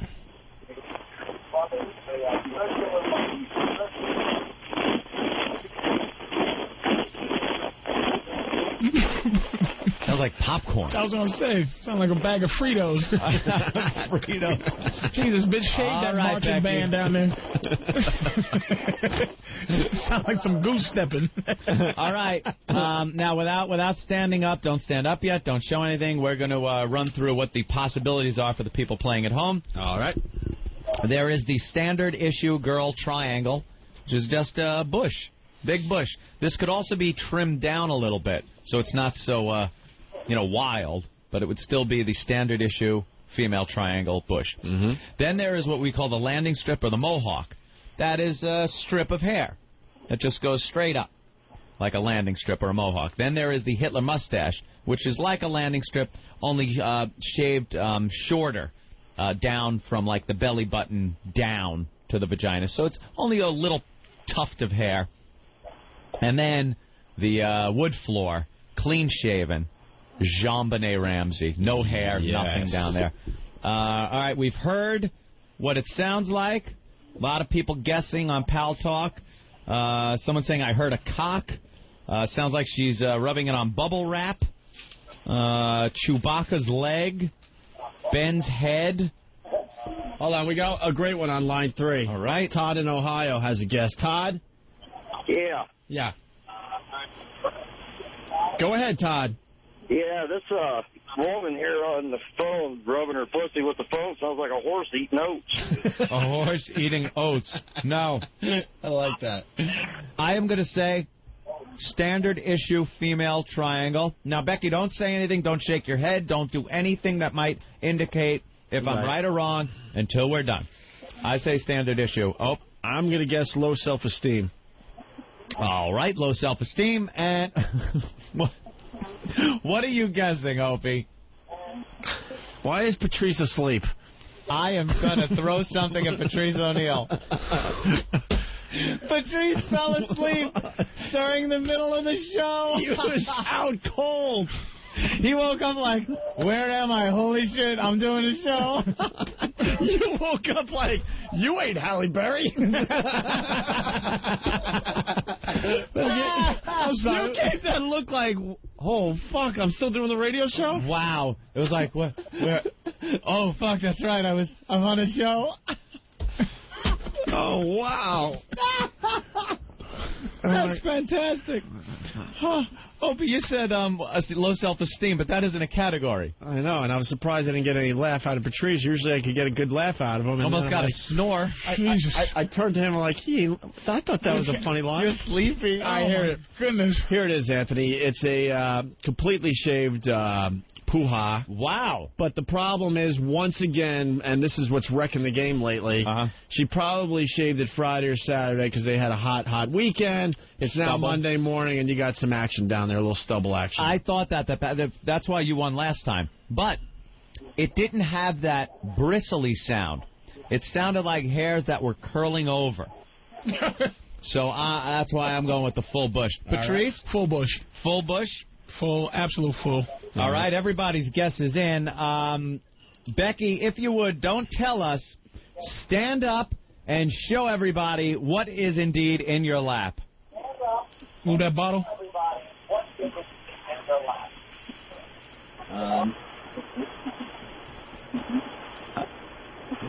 All right. Oh, I think Opie's right. It looks like it's shaved, yet grown back a bit. No, that's a little more than grown back. That looks like a Mexican cave. Tell her to move the C-section scar for a second. Oh, God. Becky. Yes. Becky, you shaved recently. Yeah, Friday night. What? Opie had it right on the head. She shaved, even had the day, Friday. Thank you. You consider that a shaved Friday? No, it's Monday. I don't know what's going on there. What was that shaved there, Becky? No, it's pretty bushy. From Friday? It's a bush. Wait, did you shave clean Friday? No. No, I didn't say Yeah, all right. So I grows do hair not, like an Armenian. No, I didn't win. No? So there's a whole standard world of hurt down there. Standard triangle? Yeah, pretty much. Triangle? That's like... Got a Greek man's back down there. It's fucking... That's a shape I've never seen as a kid. I couldn't tell what that was, like shape-wise. Could you stand further away from the camera? Because it was too close. Preferably in the next room. Just stand up where you are and lower the camera a little bit. Staying away from the camera. Yeah, like lower the camera so we can see the bush. There you go. Okay, now stand still so that we get a good shot. There's just... Oh, don't move the camera so much. Let me see the booty, too. Fuck it. Moving like an earthquake. All right. Okay, I see what it is now. Hold the camera still, goddammit. Anthony, let me get a booty shot. Patrice wants a booty shot. Get a booty shot. No, I ain't turning my ass around. Why not? She wants a cut. Patrice loves that shit. Let's go to Jeremy in San Francisco. Jeremy in San Francisco, what's up? Jeremy. Oh, he had a great line, too. He had a good one. She said she's not showing her booty for me. She showed her ass a little bit. How dare she? All right. Are we happy? Yeah. I'm not sure who won that. Tell you the truth, Opie, I don't think there were any winners in this installment of Guess What's in My Pants.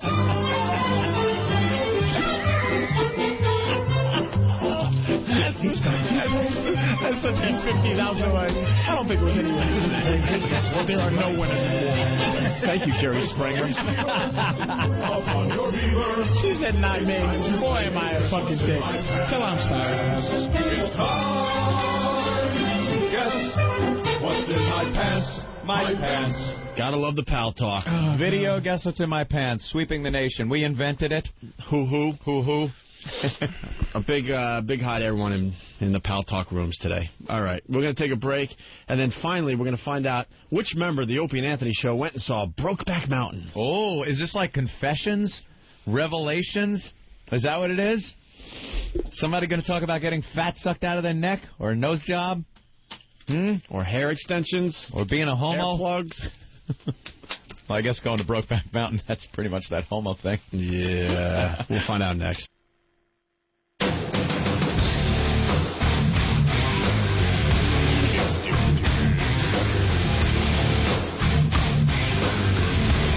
Steve and Becky from Pal Talk are back. This is Steve. I'm with Becky. Hey, Steve, what's up? Hey, look, I just need to ask Patrice to send her an apology note like you did the other girl. Yeah, he ran her up. I'll tell you what, I wasn't really being mean to her, but, her feelings are hurt. I hate to hurt people. Patrice. Hold on for a minute. Becky, stand up and show me your ass, honey. I like this guy. Real pimp. Becky, honey, show Patrice your ass.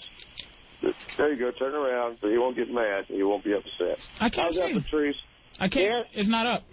Well, what the hell you be calling instead of talking all that bullshit? No, it's not up. It's not. What? It's not up now. He's putting it back Becky, up. Okay, he's putting it back up. Hold on, honey. Hold on, honey. All right. Let me. We're just truck drivers off for today. Oh, my God. We're running out of show. I know it. All right, Steve. Can't see it, man. Okay, Becky, go ahead. There it is. Becky, go ahead. He wants to see your ass one time. Then he'll send you an apology note, honey. All right. This ain't working. Okay, I'm going to stay on the line. And I'm going to stay on the line. All right. All right, go ahead. There's our ass. I see it. This isn't going anywhere. All right. Thank you, Steve. I'll see you later, man. All right. Speaking of Steves, why don't we get Steve in here? Good old Martini Steve. It's Martini Steve. Martini Steve. It's Martini Steve. We haven't played the theme music in a while for these guys. That was kind of cool, though, man. I never heard that. There he comes. Ah, shit. Ah, yeah.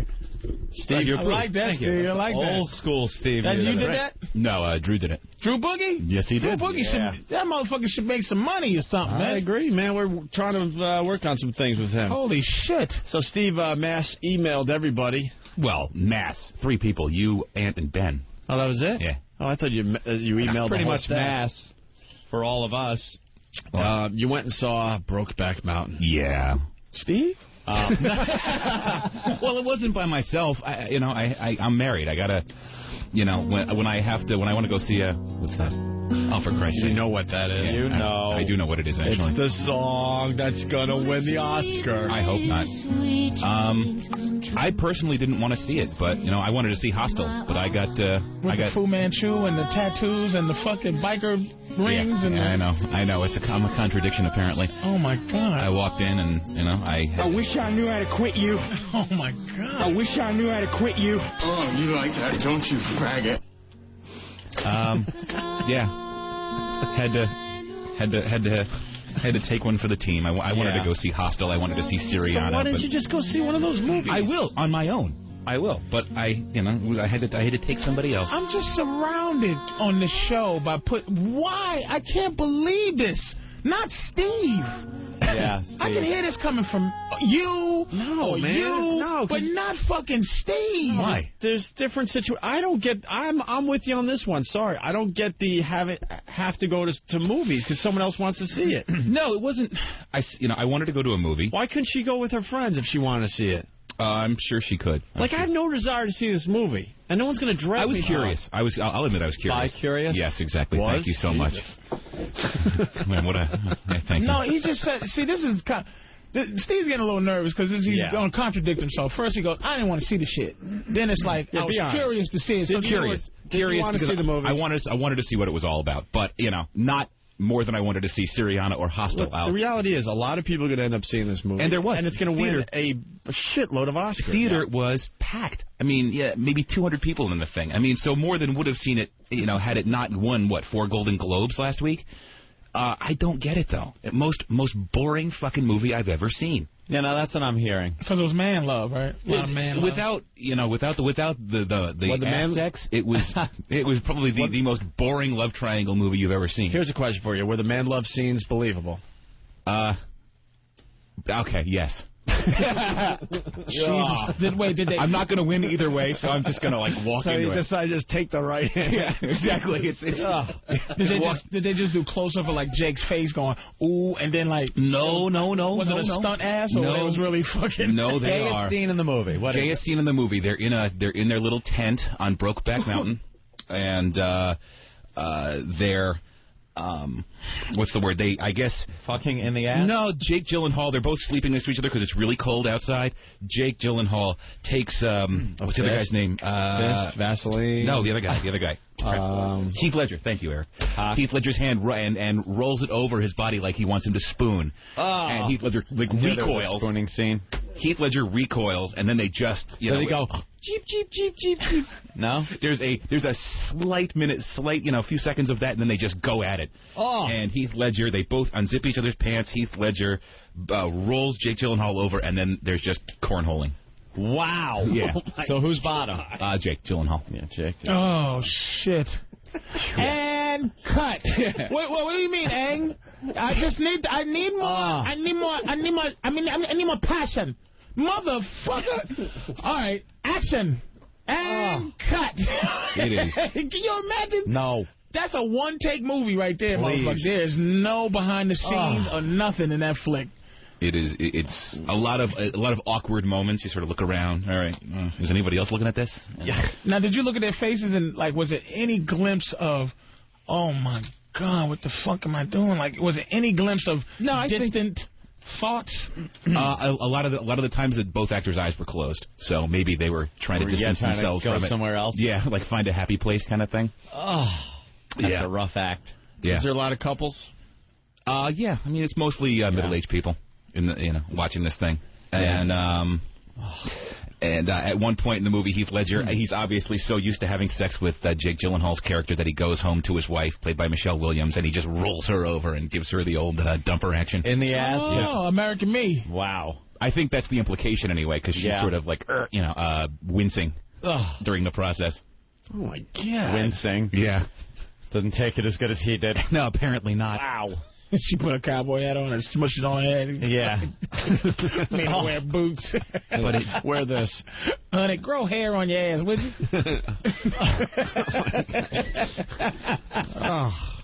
That's really hard. Oh, but it drags on. I don't understand. I get the cringe factor. People want to see it because it's two mainstream actors going at it with each other. But outside of that, boring. What happened at the end?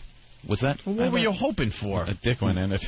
What happened at the end? Did they? You want me to fuck up the end for you? I will. Yeah, I definitely do. You care? Tell people to turn their radio down or something. I don't care. Hey, do you care? Who gets AIDS? The horse? There's no AIDS. Nothing? No AIDS. The Indian and construction workers come out and they just... It takes place in the late 60s and 70s. It takes place over the span of 20 years. So during the course of the whole thing, Heath Ledger gets married, has a family, his daughters grow up. Same with Jake Gyllenhaal gets married, has a wife and a kid, and you get to see their whole lives. And during the course of this 20 years, they keep going back to Brokeback Mountain and hooking up with each other. Yeah. And same time every year. Yeah, same couple times throughout the year. Yeah, and they continue it. And at the end, Jake Gyllenhaal gets his brains beat out with a tire iron. Oh, by some fag bashers? Yes, by some hooligans. At least I think that's what's implied. Wow. Now is that saying that gay love is almost at the movie ending like he deserved that fucking shit, almost like it's bad? There was a little bit of a warning you got, because at one point Heath Ledger tells a story of a gay cowboy that his father showed him that had gotten dragged around by his dick. Ooh. And And his father showed him the dead body, sort of like, don't you ever be a gay cowboy. Yeah. Well, we got Dog in Ohio has something for you, Steve. Dog? Steve, what the hell? What? It's like, you're not a big enough man to tell your lady to go by herself? No, That's what I'm talking about. On the broke back. Yes, my you can fuck wife me in the asked me to ass. go, and I said, "Fuck, take your friends. Like, you got plenty of women friends that want to see that shit." No, I normally do. Normally, I do tell her wants to to take see friends. another man plow some guy from behind. What the fuck? Did you look up the movie times? No. No, I did not. And what was your posture in the movie? Hurry, we can make the 9:10. Slumped over, sort of like in my chair, like biting my nails. Steve's posture. Hey, honey, hurry up. We can make the 9:10. Was you Pack holding snacks. her? What? Was you holding No. her? And was she holding you? She did the arm. No, she had a few. few mouth agape moments, just like like the whole time where she Agape, looked up. very nice word. I like that Yeah, one. thank you. Open, wide. And did you walk out like, all right, what we gonna do now? Let's go wrestle. Let's go wrestle rhinoceroses. Nah, walking out is a little bit awkward because you don't really want to make eye contact with anybody else in the theater because everybody else is looking at the goddamn floor trying to navigate. Like I didn't just spend 2 hours of my life watching two guys butt fuck. Here's some cab money, baby. I'm gonna go choke some. I'm gonna choke her, Steve. I'm gonna go cut some promos and choke alligators and shit. Show's over? Yeah, that went quickly. Oh, man. All right. We'll have to save the Cindy Adams Well, for Steve, tomorrow. I applaud you. Steve went to go see that with his girl. Yeah, all right. I mean, that's some pussy shit. I would have respected him more if he went to go see it with a couple of fellas as a joke, but not be muscled by your woman. But, still, Steve's a gangster. Steve's a bear. She's here with the guys at the Adult Expo. We're saying about that. Yeah, we're going to get to that when Jimmy gets back. Okay, yeah. We got you at the Adult Expo. We still haven't played that audio. Is it still here? Yeah, it's still there. Maybe we can play tomorrow. Jim, Steve, and Laszlo at the porn convention. Yeah, Jimmy had fun with that. All right. Also, the one thing we forgot to mention today, Terry Schiavo's husband there got remarried. That's another big story we didn't get to touch on today. Hit on that tomorrow? Yeah, I guess. It'll be in the papers tomorrow. All right. Yep. Let's say hi to Patrick. Patrick, what's up? Yeah, I was just wondering why didn't take the field trip that you guys were talking about last week. Were you all supposed to go see the show? Yeah. Or the movie? It seemed like a good idea when we at the time when we mentioned it on the show, and then we were just like, ugh, fuck it. I had a feeling that wasn't going to happen. That's kind of why I went. All right, punching out. Oh, really? Really? Want to tell us more? You're all disappointed that we didn't take the field trip? What, I really fucking Holy up right shit. now. Hey, man. You pretty much, yeah, you were all right. You made it through a very uncomfortable break, and then you had to add that at the end? Yeah, I have a way of being self-destructive like that. Yeah. What the hell? Let's say hi to Sean in Jersey. Sean. Hey, I learned today that Frenchie killed himself in a brownstone recently. Hey, yeah. Thank you. Rob on Long Island. Rob, what did you learn on the show today? Hey, what's up, guys? Yeah, I learned that Patrice was Russian Blue Girls to be... fuck, I fucked it up. You stink. Yeah, we'll see you tomorrow. That's it. I'm out of here.